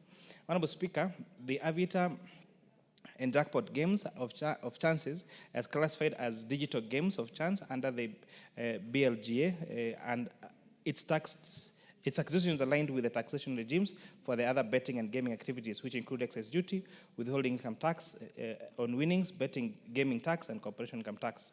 So these, Honorable Speaker, there are around 346 betting and gaming companies operating in Kenya, which employ approximately 4,217 Kenyans. These companies also play various roles. They pay PAYE, they pay VAT, withholding VAT, corporation tax, withholding income tax, excess duty on betting and gaming tax, monthly rental income tax, and withholding income tax, NITA, and also the affordable housing levy. Honorable Speaker, as per the financial year 23-24, betting and gaming paid a total of 23.6 billion shillings in terms of taxes, while in the 3 quarters of financial year 24-25, this sector has remitted a total of 26.28 billion in terms of taxes.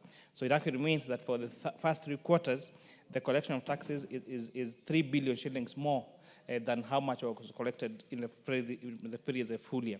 These tax levels are expected to double in 25-26 because of the reforms that have been made by the Finance and National Planning Committee through the Finance Act of 2025 on taxing deposits and withdrawals. This will now touch the tax cheats that were not on the tax, especially for betting for entities outside the country. These reforms are expected to promote responsible gambling in Kenya, and the following are individual tax shield from now different gaming heads. For Sportbook, it was 4.22 billion shillings.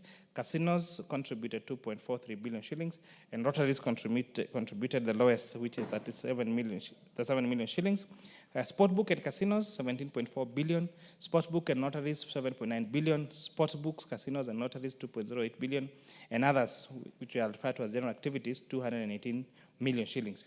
So, Honorable Speaker, the Avita and the jackpot games are part of online casino and tax revenue collected from this of gambling is inclusive in casino taxes, which contributed 8.28 of all the gross revenue paid, which amounts to around 1.968 billion shillings.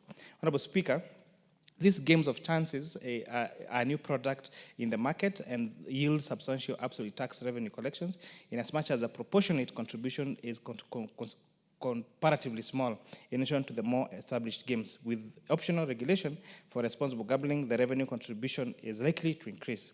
Honorable Speaker, the Finance Act of 2023 introduced an excess duty of 15% on advertisement charged for betting, gaming, and lotteries and prize competition on television, print media, billboards, and radio stations with effect from 1st of July 2023. Furthermore, in the Tax Laws Amendment Bill, now Amendment Act of 2024, the scope of the media advertisement now was expanded to include internet and social media. The committee is scheduled to meet with the Betting Control and Licensing Board during the short recess to address the remaining pertinent issues outstanding matters that shall appraise the House immediately upon resumption from the recess. So the outstanding matters, Honorable Speaker, remains the following: 1, the legal status of the Aviator and jackpot games of chances in Kenya, the steps being undertaken by Betting Control and Licensing Board to control the publication of all manner of advertisements on audio, visual, and print media relating to Aviator game, the criteria and regulations used by BCLB to authorize and regulate these games of chances, and then a list together with the license numbers and dates of the firms, media houses, and other authorized media that conduct the games of chance in this country, and lastly a list of from the Betting Control and Licensing Board of ongoing and concluding disciplinary cases against errant betting and gaming firms and media stations in the country for the last 1 year.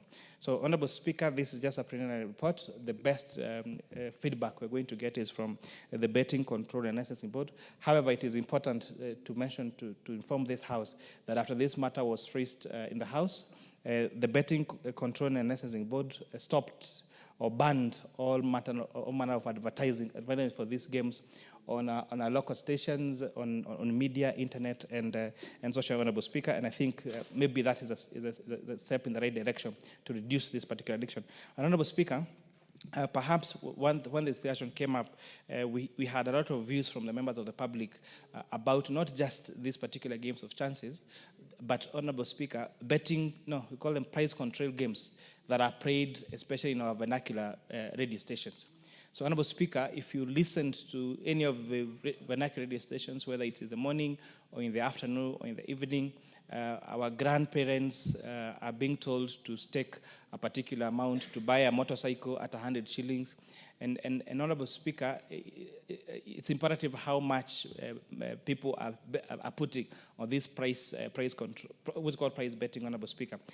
And now that's one of the other matters that we hope we could expand in our scope as given to us by this Honorable House, that we need to, in as much as betting is not an illegal activity in Kenya, it is important that it being an extremely addictive activity, it be controlled so that we make sure that the matters that we hear about people committing suicide, others killing each other because of this particular betting behaviors, Honorable Speaker, is controlled. So I know, Honorable Speaker, it is not a satisfactory statement, it's just a preliminary statement because also the Honorable Member has been very patient and has been raising this concern almost every day. And so once now we come back from the short recess, we anticipate, we will focus and purpose to have a comprehensive statement on the same. I thank you, Honorable Speaker. Thank you, Mr. Speaker. I also want to appreciate the chair. I know it's also been a very busy time, as you had indicated last week, and I have been very patient on this statement. I appreciate the preliminary statement and also appreciate that he has committed that it still meet BCLB. Maybe what I would add for now, Mr. Speaker, because I will wait for the comprehensive statement, is the issue that when this matter was raised on this floor, it was the advert on the radios reduced substantially because there was some directive on advertisement. My question would be, was it just a knee-jerk reaction or will it creep back? Was it by policy? Does it need a law? Maybe this is something they can, the committee can explore when they meet BCLB so that we are able to tame. Because, Mr. Speaker, you know, many casinos don't advertise. Yes. They don't need to. There are people who know where the casinos are, they will go. But this advert on Aviator and these are the games on the phone where we have parents putting 50 shillings, putting 30 shillings. We have children gambling their money for school. We have families breaking and even other people committing suicide, Mr. Speaker. So this is where the problem is. The macro and the small scale gambling that we are seeing in our radio stations, especially vernacular. And I say that because I've followed the Kikuyu vernacular stations.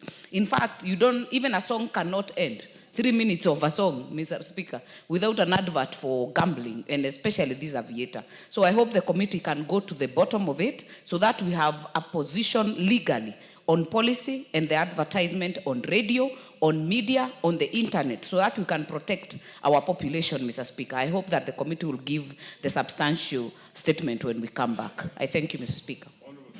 Yes, Mboko Milemba Mwalimu.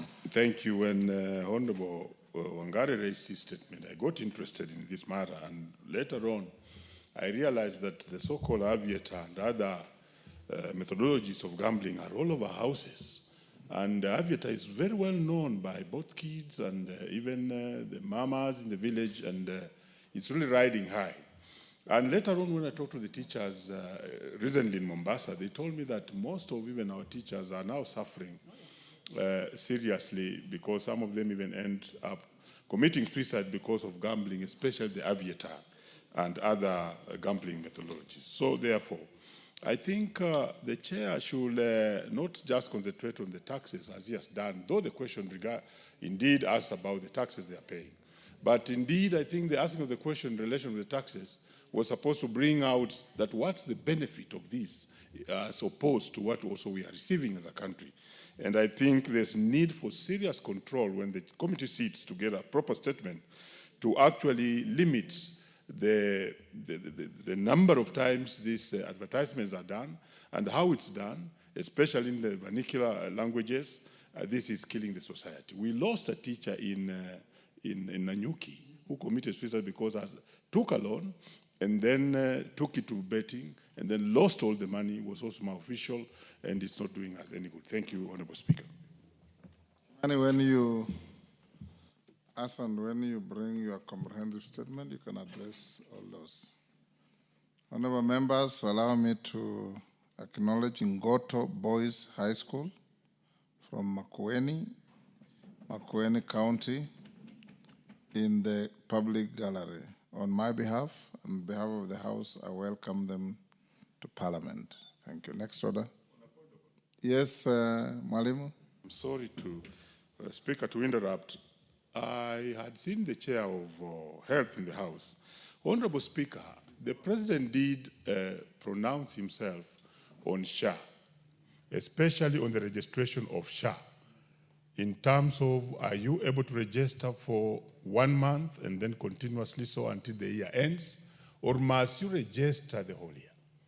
And in my own constituency, SHA was now doing very well. I had a case where we had a child in Msiri High School who was treated in hospital, and SHA paid for us over 69,000 shillings. It made me, Honorable Speaker, to go ahead and help in registration of SHA by providing the data that they're required to have. But then, that pronouncement by the President, and also I wish the chair was here, has not been effected. When they are registering members, people, citizens into SHA, the system is not accepting 1 month registration. So that after 1 month, they again register for another month and another month, the way we used to do it during the NHIF. This will really promote registration, also encourage more people to register, and also avail more people to be within the system, because the local communities don't have that money, the entire money of 12 months.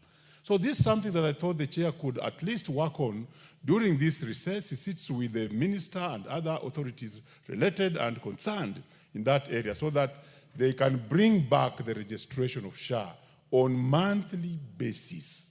Kenyans are waiting for it. You talk about it anywhere, they will actually say, we want that to come back so that we can join SHA. That was my point of order, Honorable Speaker, and I want to thank you. Member for Molo. Honorable Speaker, I'd like to add my voice on this particular matter. This social health insurance is a game changer in our health sector, but it's likely to increase the gap between those people that have access to free medical care and those who don't, what we are calling universal health coverage. Because asking now new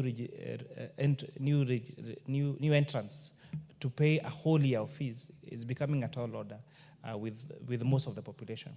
So I really urge the committee to have a discussion with the ministry and tighten now that all the loopholes for all those people who are claiming fictitious SHA payments seem to have been sealed, and now to revert back to at least a month of payment and have someone be able to access medical insurance, even 1 month of registration, because the requirement for 1 year is becoming too long and actually quite a heavy burden to Kenyans. I thank you, Honorable Speaker.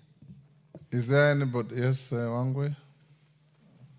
Thank you, Honorable Speaker. Honorable Speaker, on this issue of SHA, there happens to be an issue of when the contributant is unwell, admitted to hospital, and at what stage is he now going to pay for SHA?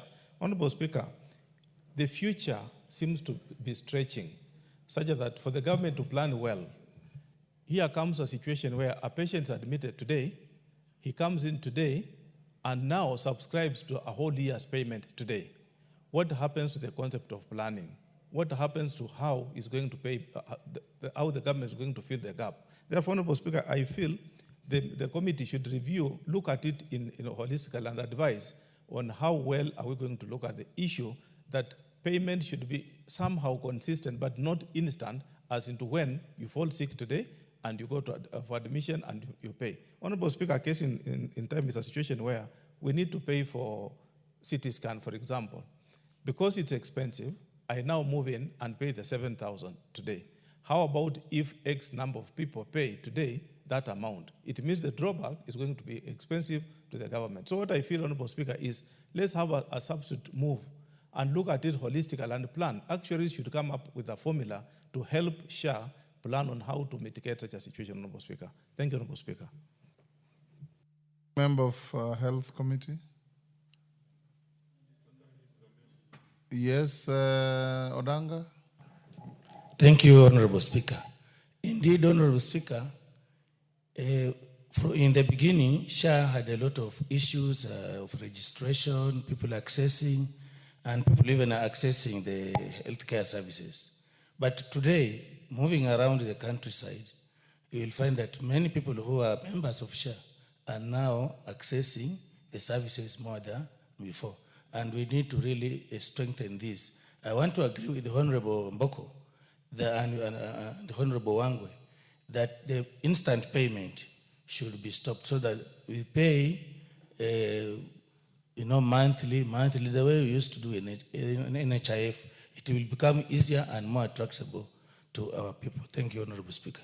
Pasaris, you're a member of the committee? Go ahead. Thank you, Honorable Speaker. Honorable Speaker, I want to lend my voice to the conversation that's going on SHA.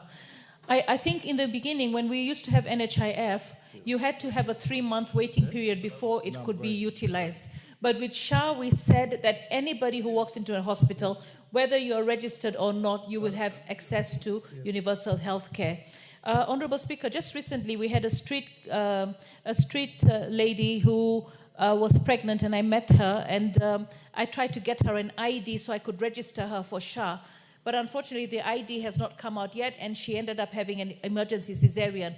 But the hospital, Pumwani, actually took her through the social services department, realized that she was a street girl, and then eventually just let her off. But the fact remains that even us right now as parliamentarians, we're paying our SHA deductions every month.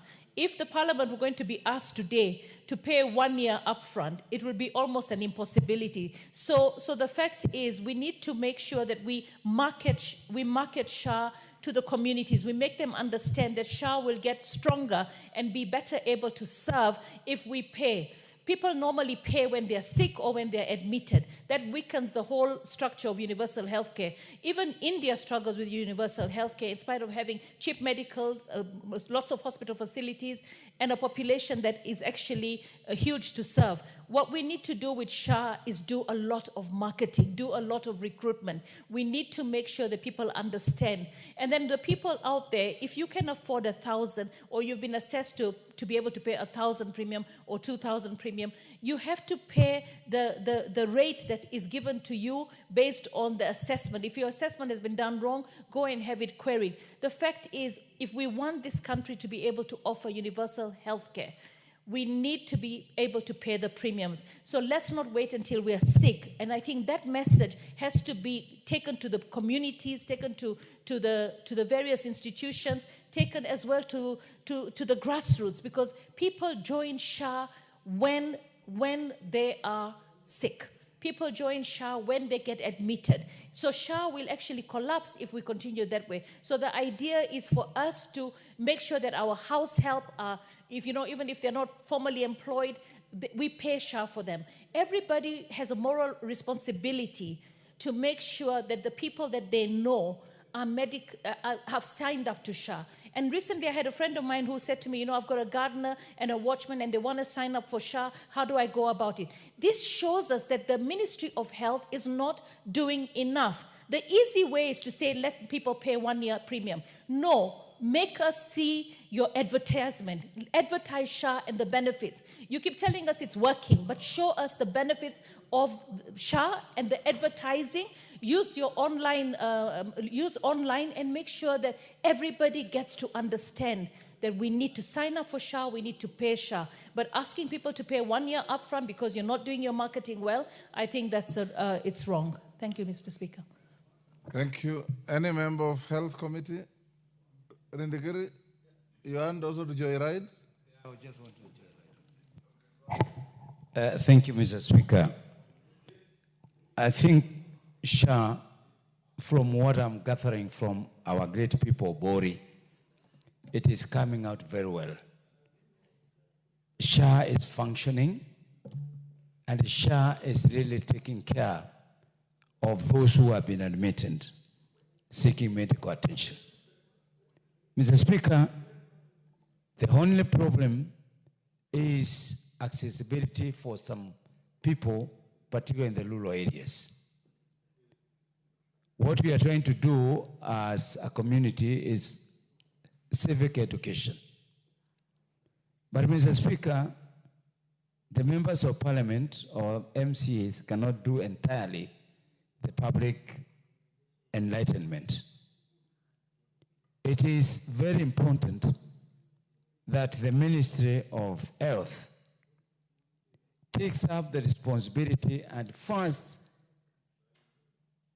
inducts particularly the local administration, the area managers, the sub-chiefs, the chiefs, and even ECC and DCCs, who even themselves, being the government agents, are not able to explain the functionalities of SHA. Mr. Speaker, you go some areas they have never known about it. All what people are taking advantage is social media. But all in all, particularly in my constituency, people are coming to appreciate the good part of SHA. But Mr. Speaker, I don't know how the operation of SHA was or made it that the premium payable need to be paid per year. Mr. Speaker, not everybody can afford paying the premium per year. My rural constituency, Mr. Speaker, there are low seasons of harvest and there are high seasons. Even those who are employed, Mr. Speaker, cannot afford to pay. Mr. Speaker, you go and find that there is assessment that is being done, particularly on those ones who are being admitted.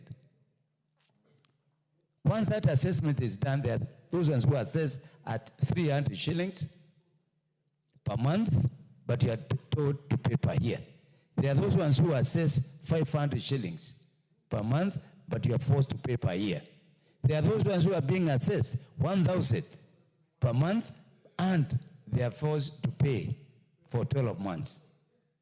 First and foremost, Mr. Speaker, that criteria of determining the amount that needs to be paid. That is beyond joyriding.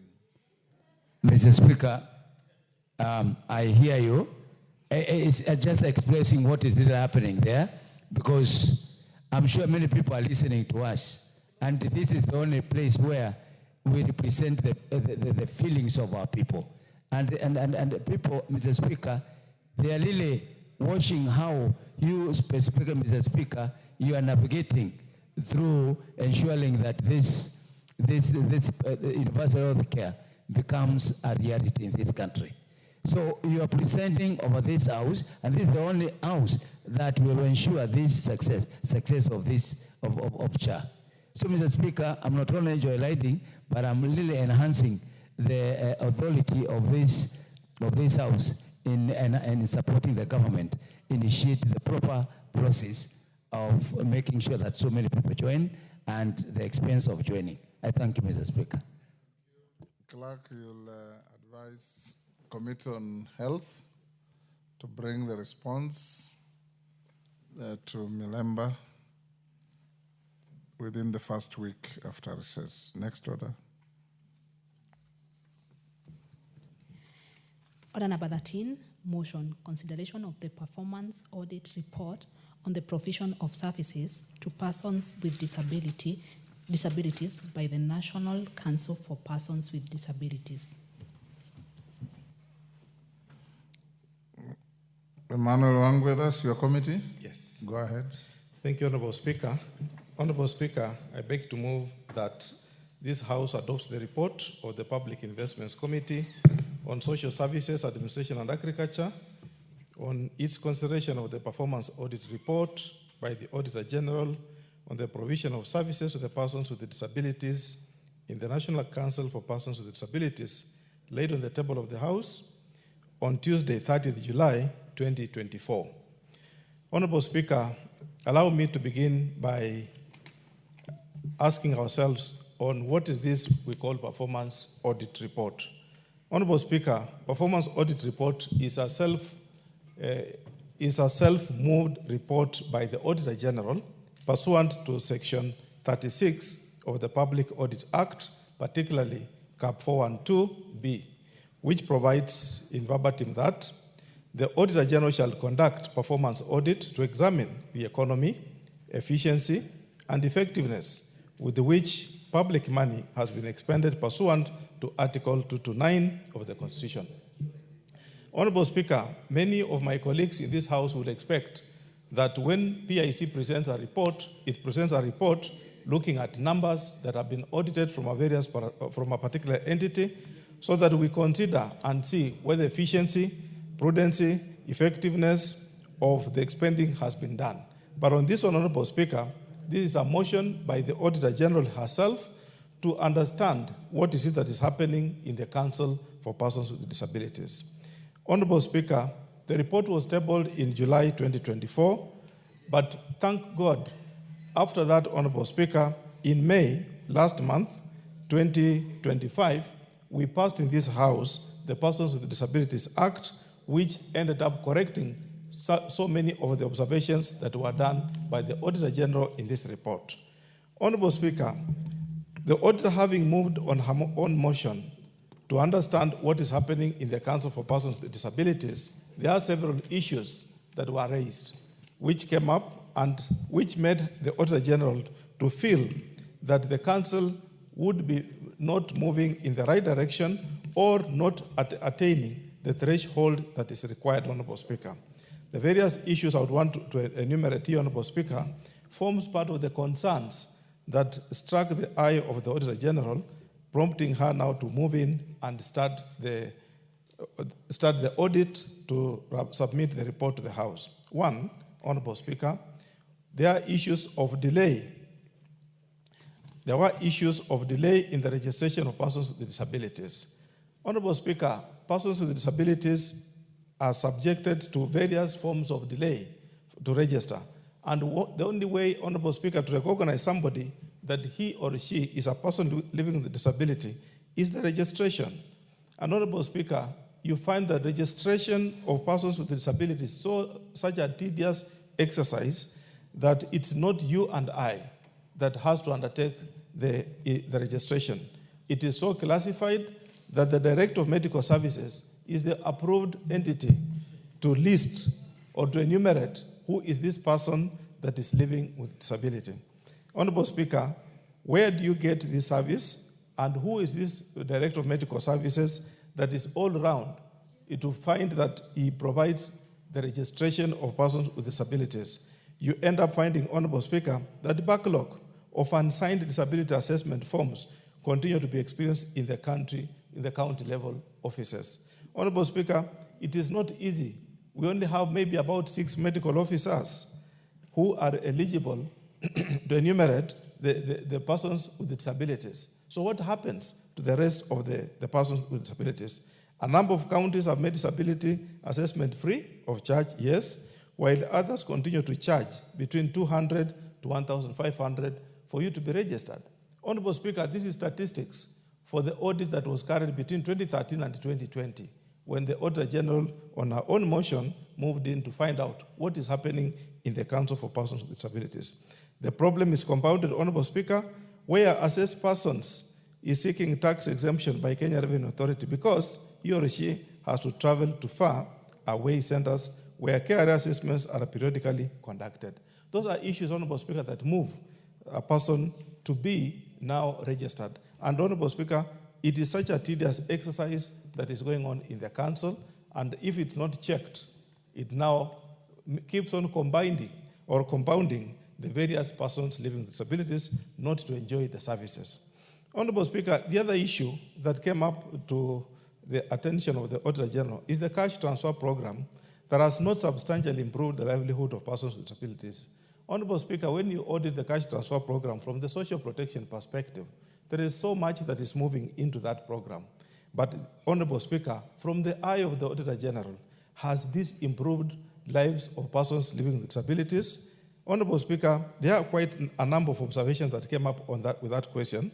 The mode of paying has improved over time and moved from manual to card-based, then to current electronic platform, which is individual and account-based, which addresses challenges previously experienced by the beneficiaries. Yes, it has enabled to access those who are registered. How about those who are not registered, Honorable Speaker?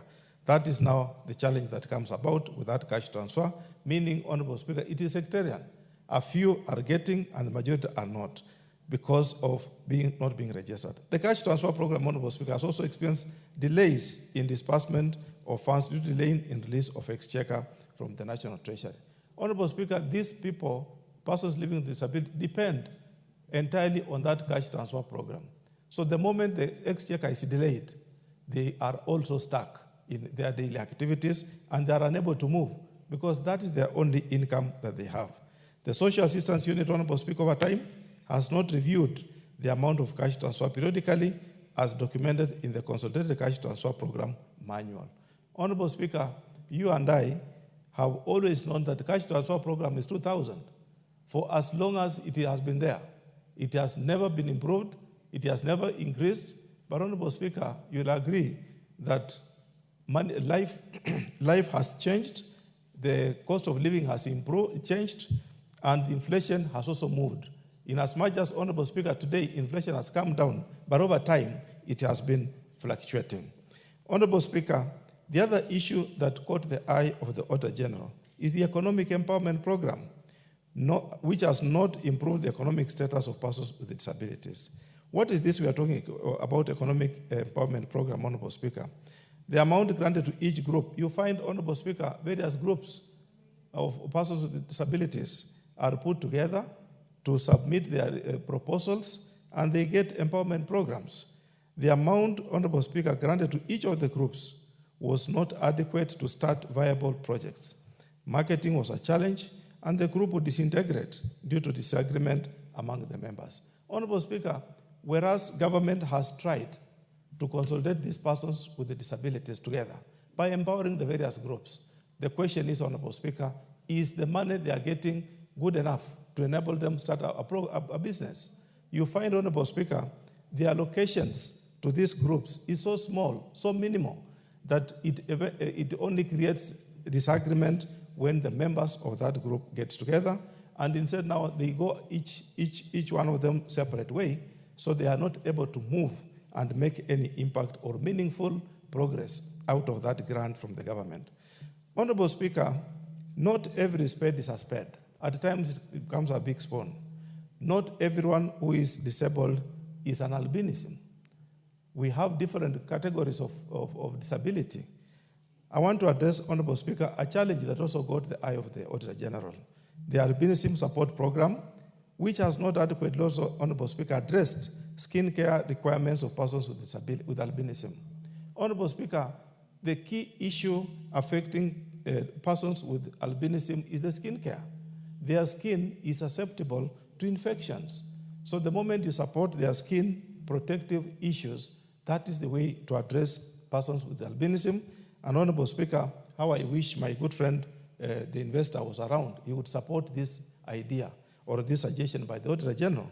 And what was the observation, Honorable Speaker, that got the Auditor's eye? Screening for skin cancer for the persons with albinism has not been done as expected. Her finding, Honorable Speaker, goes on to say that this was attributed to non-functional serotherapy machines in some instances, lack of necessary training on the use of machines, and lack of awareness on the need for skin cancer screening by persons with albinism. Honorable Speaker, that's a very critical issue that got the Auditor's eye for her to be able to sum up and give it to us. What did she observe? That persons with albinism, Honorable Speaker, have been unable to collect the skincare items due to the challenge of proximity to the collection centers. This is a specialized kind of service, Honorable Speaker, and it's not found in Navajo. My person from Navajo has to travel to Kakamega or even to Nairobi to access this kind of skincare facility, Honorable Speaker. The Auditor General also feels the Council has not enlightened the persons with albinism about the provision of the skincare items. Also, Honorable Speaker, some of our patients or persons living with albinism, they don't know that these items can be provided for by the government. So the Auditor General has brought it to the attention that it's important the Council of Persons Living with Disability makes it good to get to the bottom, lowest person, Honorable Speaker, to know that government can provide. And Honorable Speaker, finally, the Auditor General talks about the skincare items sometimes expire at the hospitals due to non-collection of the lotions by persons with albinism. Honorable Speaker, some areas are advantaged. Those who are with proximity to Nairobi, they access the medicine faster.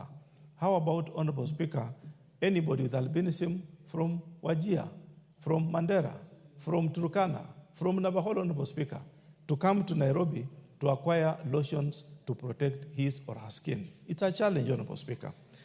Honorable Speaker, the other issue that got the eye of the Auditor General was the issue on infrastructure and equipment support program, which has not adequately improved the status of institutions supporting learners with disabilities.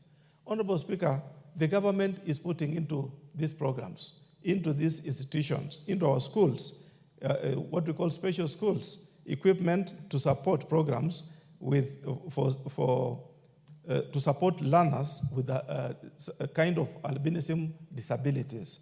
But Honorable Speaker, what happens to this? The Auditor General has sent 3 issues that happen, Honorable Speaker.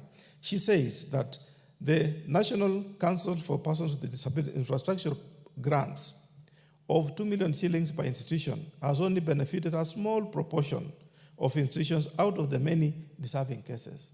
Honorable Speaker, we are only talking of 2 million, could be per how many institutions a year? We pass this budget here, and when you look at it, Honorable Speaker, the institutions are overwhelming. It's a whole ocean in the country, but we get maybe 10 institutions in a year. So by the time we reach each and every corner of the institutions and the schools that we have, Honorable Speaker, yourself being a teacher, you can know how many schools are there in the whole country and at what pace are they dispersing the 2 million. And the question is the 2 million sufficient? Honorable Speaker, the second issue the Auditor General is observing is that the National Council of Persons with Disabilities, despite having budgetary ceiling to only approve projects whose budget does not exceed 2 million, went ahead and approved projects whose bill of quantity exceeded 2 million shillings. Honorable Speaker, disobedience. The accounting officer decides not to listen to the cabin, but he goes ahead maybe with other conditions in mind, such that maybe it could be the project is proximal to Nairobi or to whatever area, and he approves more than the ceiling. Honorable Speaker, the other final issue under this infrastructure the Auditor observes is that the council has experienced shortage of funds due to reduction of the budget, greatly affecting the support to institutions for infrastructure development.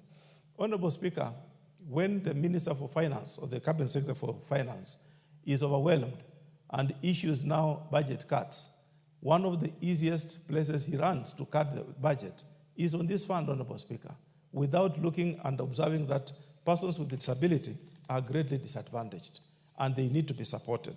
He goes ahead and chops off a huge sum of funds that rather belongs to National Council for Persons with Disabilities, disadvantaging, Honorable Speaker, any new institution that would benefit from the infrastructure fund of this organization. Honorable Speaker, the last issue that the auditor felt is important, this House, the second last, this House seizes off this matter, is the assistance devices program, which has not, Honorable Speaker, adequately addressed the needs of persons with disabilities. Honorable Speaker, this is a bit technical language, but put it in plain English. Items like crutches, wheel bicycles, items that help our brothers and sisters who are disadvantaged to move from point A to B.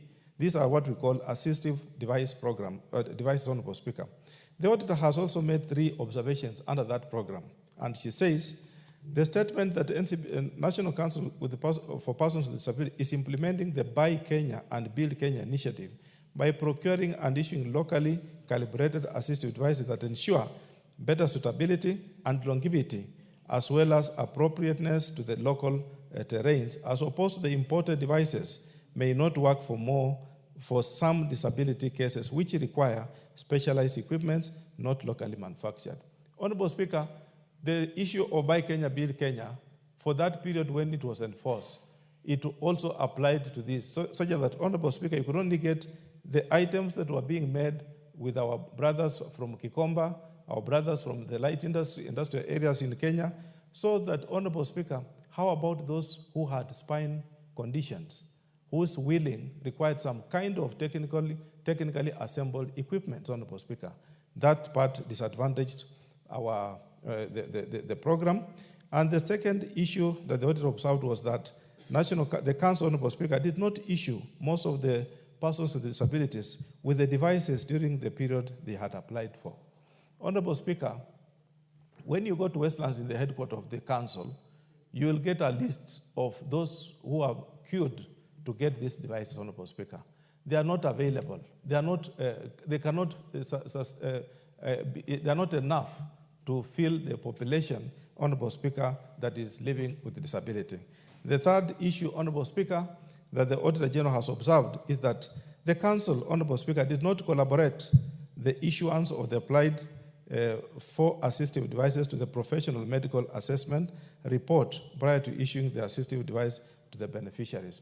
Honorable Speaker, it is not just that a person wakes up and gets assistive devices. Assistive devices, Honorable Speaker, could be like lenses. You must get a doctor's prescription of what your eyes require. Then you go to the shop and procure the lenses, depending on how you've been assessed, Honorable Speaker. You find that there was no collaboration. According to the Auditor General, Honorable Speaker, the Council wakes up today and feels they need to procure enough bicycles. They have enough people to use. They buy those bicycles. But the question is, not all persons living with disabilities that require a bicycle have similar conditions. There are medical challenges, and a medical doctor needs to examine and advise the Council on what is it that's required to be used. Finally, Honorable Speaker, the last observation that the Auditor General moved was that the education assistance program did not enhance the retention and continuity of education for persons with disabilities. Honorable Speaker, despite the fact that the program was there, did it retain enough persons with disabilities in school? The answer is no. Did it support the improvement of persons with disabilities? The answer is, Honorable Speaker, we need to do more. More needs to be done so that we retain these people in school and enhance and move forward that persons with disabilities, Honorable Speaker, also get the right education. Honorable Speaker, I want to state a case in time in my constituency, Honorable Speaker. Myself, it comes a time when, Honorable Speaker, I had a sponsor who gave me enough bicycles for persons with disabilities. But, Honorable Speaker, you find that these people end up leaving some of those bicycles at home. They would want to walk with that kind of strain to go to the market. For what reason, you can't understand. A young person whom you have given a bicycle to use feels better not to use that bicycle when he's coming to see you, so that, Honorable Speaker, you sympathize with that person. The same, and support him for the instant small amount you give him that time.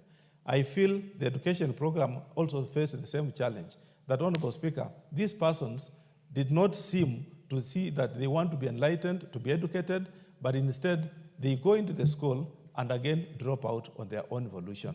So it has not achieved that much, a situation which, Honorable Speaker, all of us, the Auditor General is calling on all of us to support the Council so that all those institutions that have been spent on by public funds must now be supported so that those institutions run to the reason as to why they were initiated. Therefore, Honorable Speaker, why did the Auditor General have to take trouble to ensure that she comes up with this report, which somehow looks obvious, but, Honorable Speaker, it is not obvious. It is detailing what is happening in this institution, why we should now all as a House support this institution and raise it to another level, Honorable Speaker. It has the monitoring and evaluation position. It has the financial trajectory we need to look at it. It has the governance aspect that we need to look at it. As a House, Honorable Speaker, when we move and approve this report, in advance, Honorable Speaker, and on my opening remark was the institution has already adopted, the ministry has already moved the bill on persons with disability bill, and which we passed this House in May. Most of the recommendations, Honorable Speaker, in that bill align with this audit, which we tabled the report in July 2024. Meaning, Honorable Speaker, this House is the savior of the challenges that the Order General on her own motion has moved. So I want to seek that we approve this report and anything that is pending, particularly, Honorable Speaker, the bill which we passed, we need to ensure that the regulations thereon come into this House, and I want to invite my colleague in charge of Committee on Delegated Legislation to move fast and put in place the regulations that now implement the act that we passed in May 13th of this, into this House, so that the implementation part of this, the act, and in conjunction with the auditor's report that she has given us, detailing what is happening, where we need to cure, and what we need to do. What I've presented, Honorable Speaker, is just the summary. But when you look at the entire report and look at the auditor's audited report itself, it details what, once the report's adopted, what the council needs to do and by when is it supposed to implement, so that the council moves forward and effectively uses the public resources in an efficient way. Thank you, Honorable Speaker. I beg to move and ask my colleague, the great lady from Busia, in another language she's called Mama Kipepeo, to second. Who is Mama Kipepeo? Thank you, Mr. Yes, Speaker. Honorable Manyo, proceed. Wow, I second with a lot of, I think I'm a little bit emotional, but people living with disability and their caregivers should not be waiting for us to think about them, but we should be upfront in supporting them and thinking for them, because they are already socially isolated, marooned in their own way, in their own world, because many things that we have put across in our nation, we did not think ahead. If you went in a classroom, recently I had a county-wide registration of people living with disabilities, and some students were also part of it. They even don't have a locker that can encourage them sit comfortably and write just like any other child with no challenges. And also some of the classes, they were built long time ago, and because of poverty, they have not improved in areas or ramps that can help these children and any other person with a challenge of mobility. We must pull out all stops as a nation, because they are already disadvantaged. Giving a person living with disability 2,000 a month, and we have others with albinism who need sunscreen, and a good sunscreen, Mr. Speaker, costs 1,000 and above. So if they wait for 2,000 a month, what else will they do with the little remaining? Because again, they have to add a moisturizer, and a good one, not these cheap ones that still make them burn, look dark red and cracked skin. A good moisturizer that has a SPF in it and can help them not crack and attract houseflies on them. I will be so stoked if people living with disability and their caregivers are paid good, reasonable money. The cash transfer of 2,000, Mr. Speaker, if we gave them even talk of the minimum wage, maybe 16,000 or 25,000, that will also curb a lot of money that is just wasted in other things. It will curb a lot of corruption as well, because most of it will be going to the right people, the needy people, our families and friends. I did a county-wide registration as well, and I hired buses and matatus and pickups to bring them in a particular place in the county. Shockingly enough, some of them could not be put inside a matatu or a bus. And if they managed to squeeze them in there, the buses or matatus did not have a special area carved out for people living with a disability. You can imagine how even us, with all the knowledge we have, we are ignorant when we buy some of these equipments. So people living with disabilities need professional, these counselors professional counselors also who can help them, because when we sat there the whole day, most of them, even coming to the meeting, did not even look happy. They looked like they are already stressed, and they had so much to tell us. But I'm not a professional, so I didn't know what to do but to help by registering them.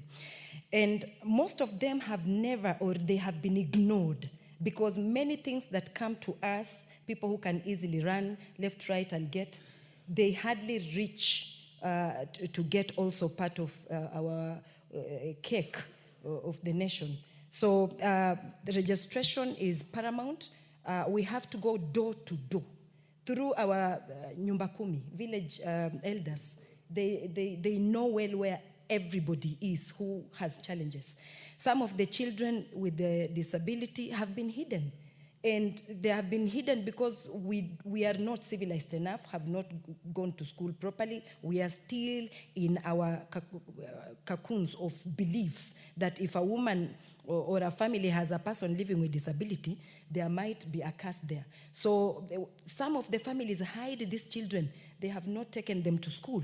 So if we do door to door and get them all, from zero age, hata kama amezaliwa leo, we need them to be registered, and from there, the caregivers to be given proper equipment as well, because some caregivers have the knowledge but don't have the equipment. Some of them don't have even the knowledge, but they have the heart to help.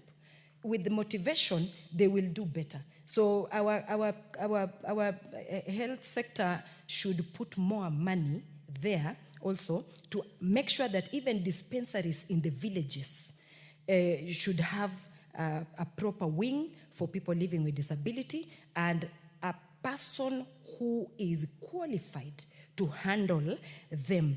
Also, the caregivers who help out, they face physical exhaustion and they hardly sleep. They are deprived. So if already they have these challenges, motivation is zero. And maybe some of them even don't get this money, because if you ask most of them, some get, and if they get, it is delayed again. If you get 2,000 a month, and then it is delayed maybe for 2 months, that is also adding the challenge they have. You are making it worse. So I thank my senior brother, Honorable Wangwe, for this intensively and extensively well done job. I second, Mr. Speaker.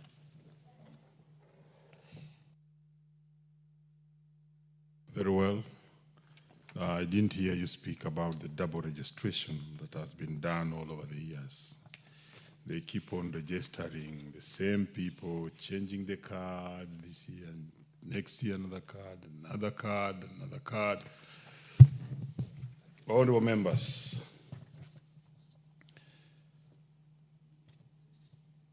I now propose the question that consideration of the performance audit report on the provision of services to persons with disabilities by the National Council for Persons with Disabilities be now read a second time. Yes, Honorable Odanga.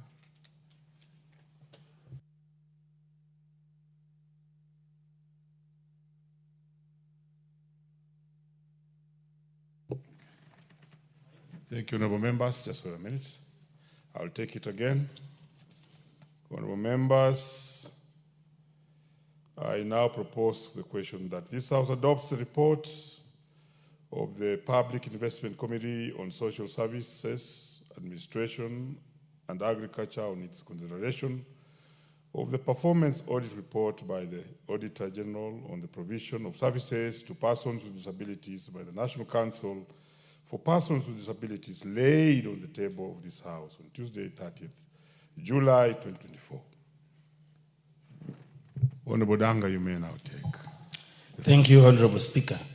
I stand to support the Auditor General's report on the provision of services to the people of living with disabilities. And I want to thank Honorable Wangwe for moving the motion. Honorable Speaker, it is true that people living in disability in this country are living under very difficult conditions.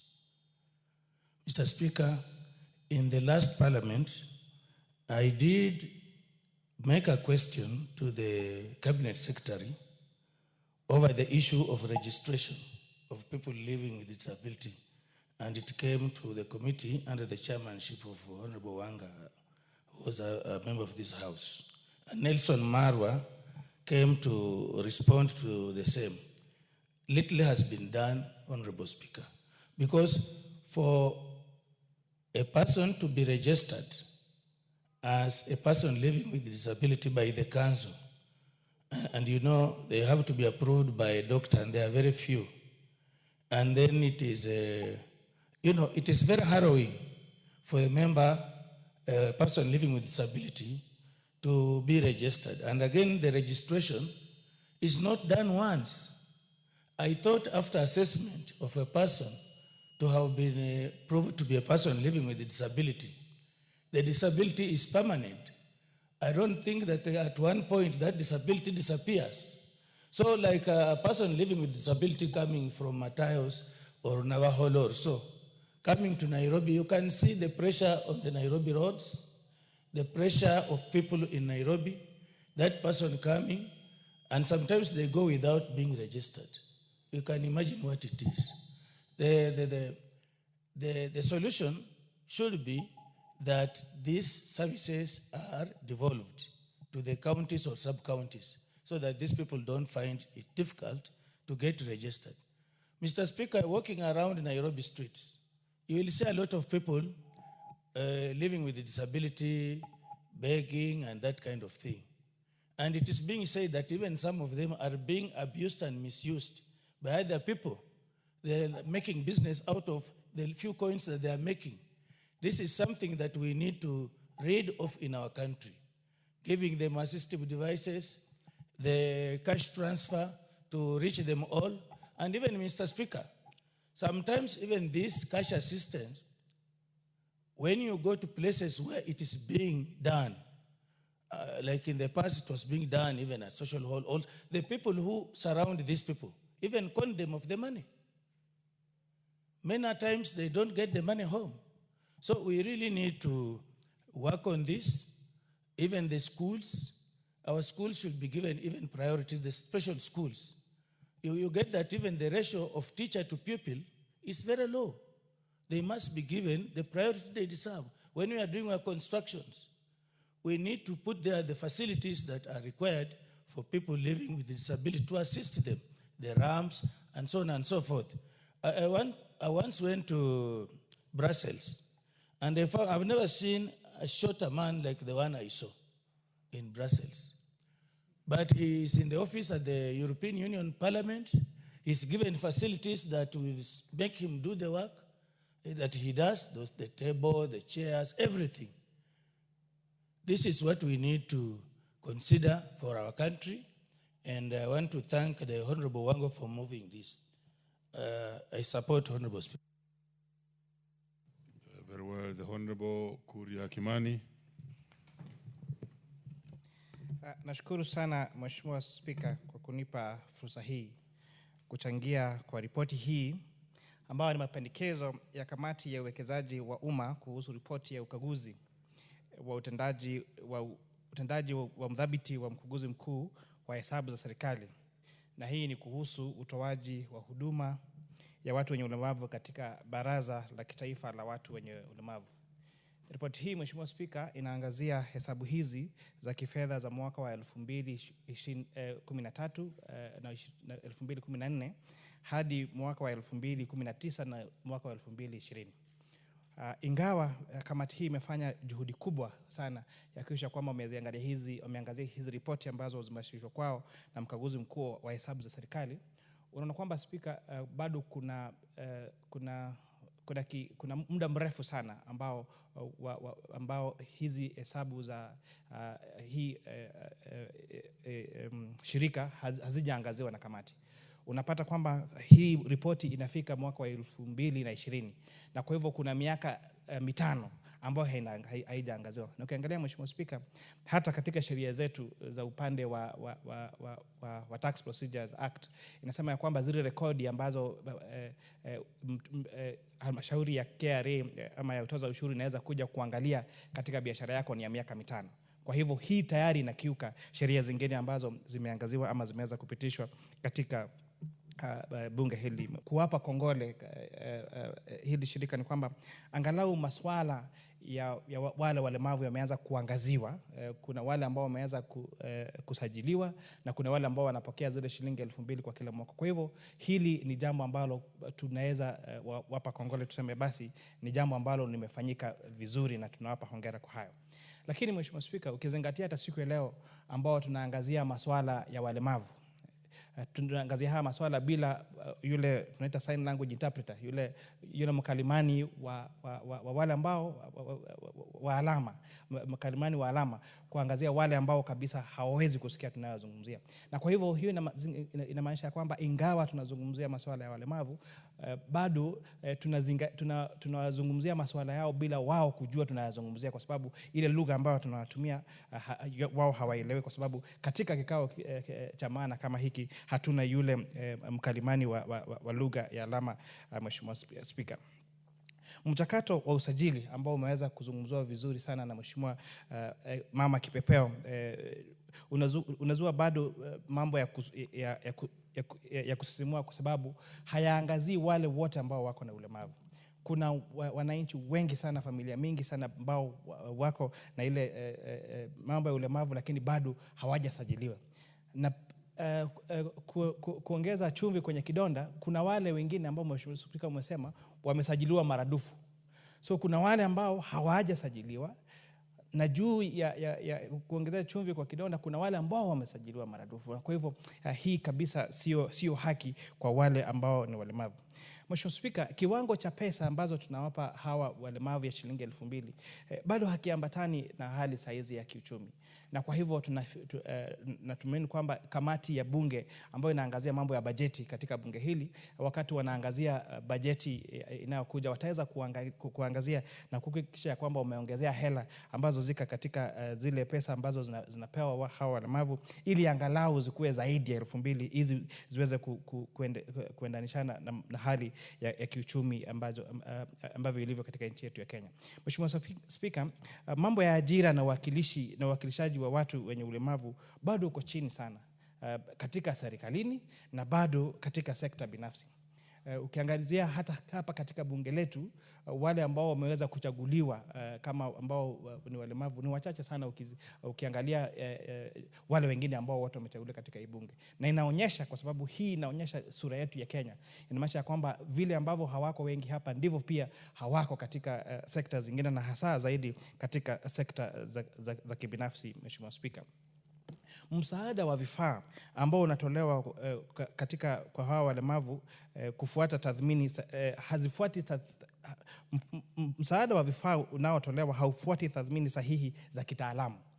Na hii ndio maana yule mwenyekiti alikuwa anasema vifaa vingine ambavyo vinapewa hawa walemavu kuwasaidia katika ulemavu wao, vingine vimepitwa na wakati, vingine ambavyo vinahitaji vifaa vingine kama vile batteries.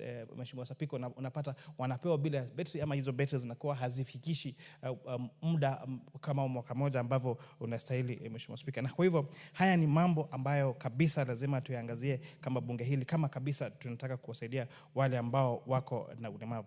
Kwa hivyo ni masuala gani ambao tungependa kupendekeza? Tumesema ya kwamba serikali ifanye tathmini mpya ya kiwango cha marupurupu ambacho kinalingana na hali ngumu ya ugumu wa ulemavu kwa hali ya kiuchumi na kulengwa. Kwamba wote ambao ni walemavu wanapata kiasi kimoja cha shilingi 2,000 ni jambo ambalo linafaa kuzingatiwa zaidi, Mheshimiwa Spika, kwa sababu ulemavu kuna tofauti. Bei mahitaji ambayo yanahitajika kuangazia wale ambao ni ulemavu yanatofautiana kulingana na hali ya ulemavu. Na kwa hivyo unapata kwamba zile hela ambazo zinapewa wale walemavu zote ni shilingi 2,000. Na iwapo wengine ni walemavu kiasi kwamba hawezi kutoka kutembea, wengine wanahitaji hata pengine diapers na maneno mengine. Kwa hivyo nafikiri tunafaa kuangazia kutumia teknolojia kuweka kiwango cha marupurupu ambayo yanaenda kwa hawa walemavu kulingana na hali ya ulemavu ambayo hawa walemavu wako nayo. Nimeongezea kuhusu usajili. tuhakikishe kwamba usajili huo ni wa njia ya haki, kwamba wale watu ambao wako na ulemavu wapate kuwa wamesajiliwa, na pia vifaa hivi ambavyo wanaendelea kupewa zibadilishwe ziwe za uendelevu, ziwe na usawa na zikuwe na athari ya wale wanaolengwa. Mheshimiwa Spika, Waswahili walituambia kwamba mtu ni utu, si uumbile. Hii inatufundisha kuwa dhamani ya mtu haipimwi kwa uwezo wa kimwili, bali kwa utu wake, heshima yake na mchango wake katika jamii. Nakumbusha pia kwamba ulemavu si udhaifu, bali ni utofauti. Tofauti tu ya ulemavu ni kwamba yeye maumbile ambayo anaishi kwake hayaafikiani na vile maumbile yake yako. Na kwa hivyo ni jukumu letu kama taifa kuhakikisha kwamba tumeenda pale kati na kuhakikisha kwamba ulemavu wake ama environment yake basi inaambatana na kumsaidia kujikimu katika maisha kulingana na ule ulemavu wake. Na pia ya mwisho niseme tukumbuke ya kwamba katiba yetu kupitia ibara ya 54 inatukumbusha kwamba haki za watu wenye ulemavu, na ni juu yetu kuhakikisha kuwa haki zao hazibaki tu kwenye maandishi, bali zinaonyeshwa katika maisha halisi. Kwa hivyo ningependa tena nikimalizia kuwapa kongole Bwana Mwenyekiti, Mheshimiwa Wangwe, kwa kuleta hii ripoti na kuwauliza kamati hiyo waweze kufanya bidii zaidi kuhakikisha kwamba zile ripoti ambazo zinafika katika bunge ziko karibu zaidi, sio ambazo ziko zaidi ya miaka 5 iliyopita, na kuangazia hilo swala la shilingi 2,000 ni chache sana kulingana na hali ya kiuchumi ilivyo. Hizo pesa ambazo unapewa hawa walemavu kuhakikisha kwamba tutafute jinsi ya kutumia teknolojia kuwapa walemavu kulingana na hali yao ya ulemavu, ili wale ambao wanahitaji hela mingi sana kusaidiwa basi wakuwe bado wanapata hela mingi. Na nikumbushe sisi wote wale ambao tunasema hatuna ulemavu, tuko sekunde moja kutoka kuwa walemavu, kupitia kwa ajali ya barabara ambao kila siku tupo. Wengine unaweza anguka kwa bafu, wengine ukakuwa mgonjwa, na Mungu akujalia miaka mingi ya kuishi humu ulimwenguni, ufikisha pengine miaka 100. Ukifika 100 pengine hutakuwa unaweza kutembea. Kwa hivyo utahitaji wengine kuja kutuangalia, na kwa hivyo ni lazima sana tukubaliane kama bunge, tujali kabisa maslahi ya hawa walemavu. Asante Mheshimiwa Spika. Asante sana Mheshimiwa Kuria Kimani kwa Kiswahili sanifu. Now let's hear from the Honorable Anne.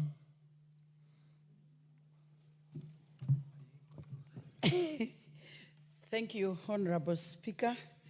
I stand to support the provision of services for people living with disability, as has been tabled by Honorable Wangwe.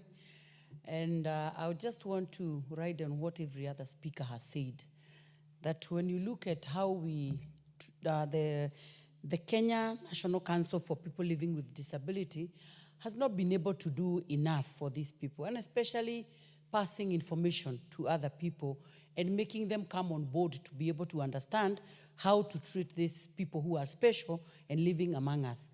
I would want to give an example of in the National Government Affirmative Action Fund, the kit that is normally given to the woman rep has a very small percentage of where you are supposed to deal with PWDs.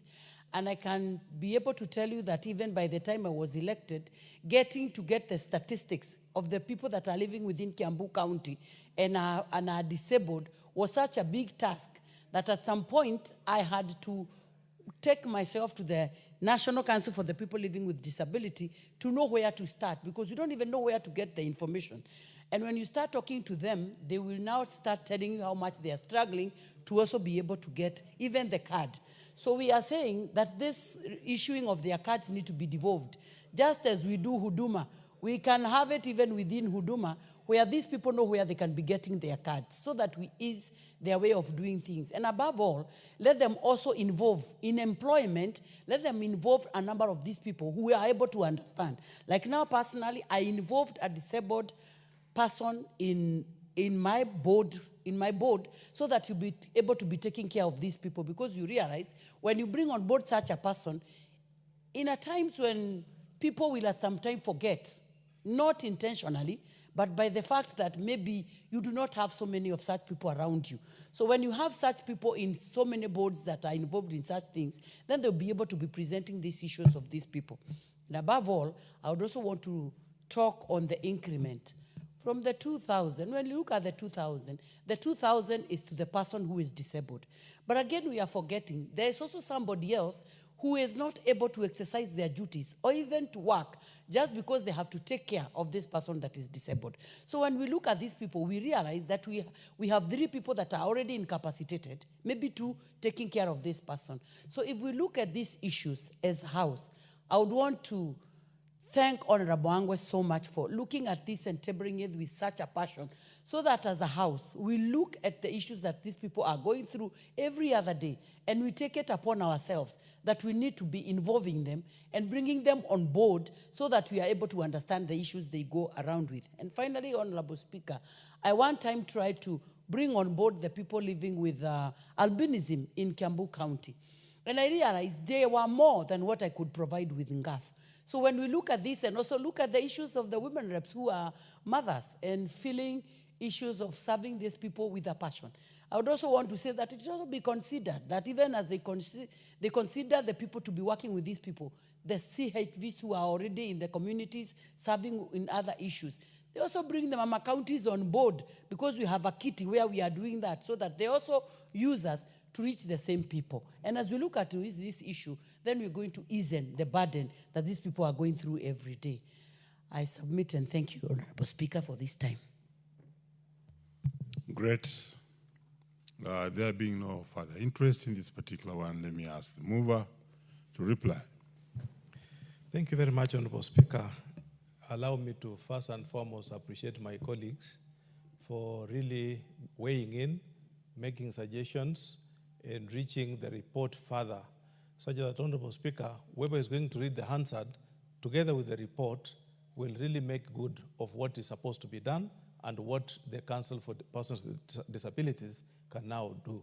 Honorable Speaker, I'm also happy for the presentation taken by Honorable Kuria Kimani, especially in Kiswahili. It's very tricky to get a man of numbers being able to express the numbers in Kiswahili. It's a very, very good impression that not all of us can speak just English. We can speak both bilingual or even 3 languages at the same time.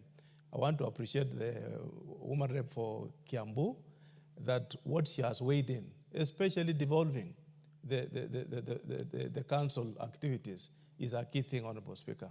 Let it not just sit in Nairobi and say Nairobi is the best, but let us also look at it downwards.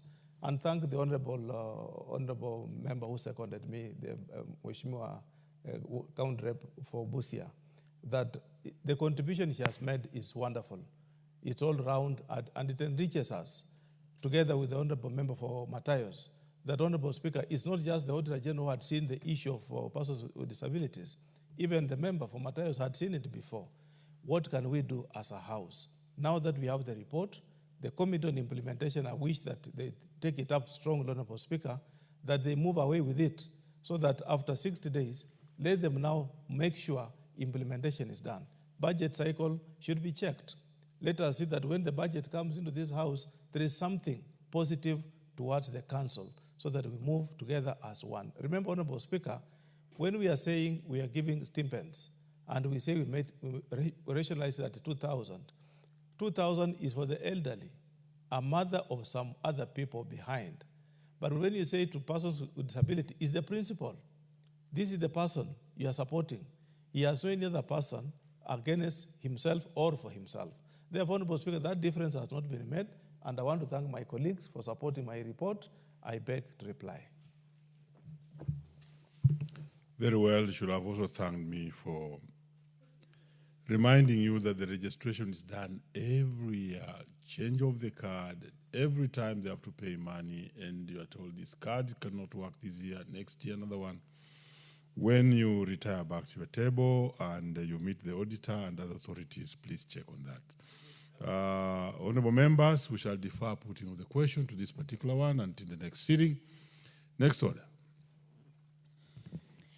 Order number 14, motion, consideration of the 5th report on the financial statements for the NGCDF accounts for 6 constituencies in Busia County.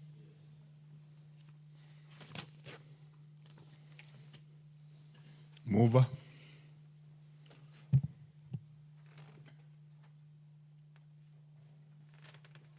Very well, honorable members. The mover to this one had actually asked permission because he's engaged elsewhere, and therefore we shall also defer this particular motion to the next sitting. Honorable members, let's be upstanding.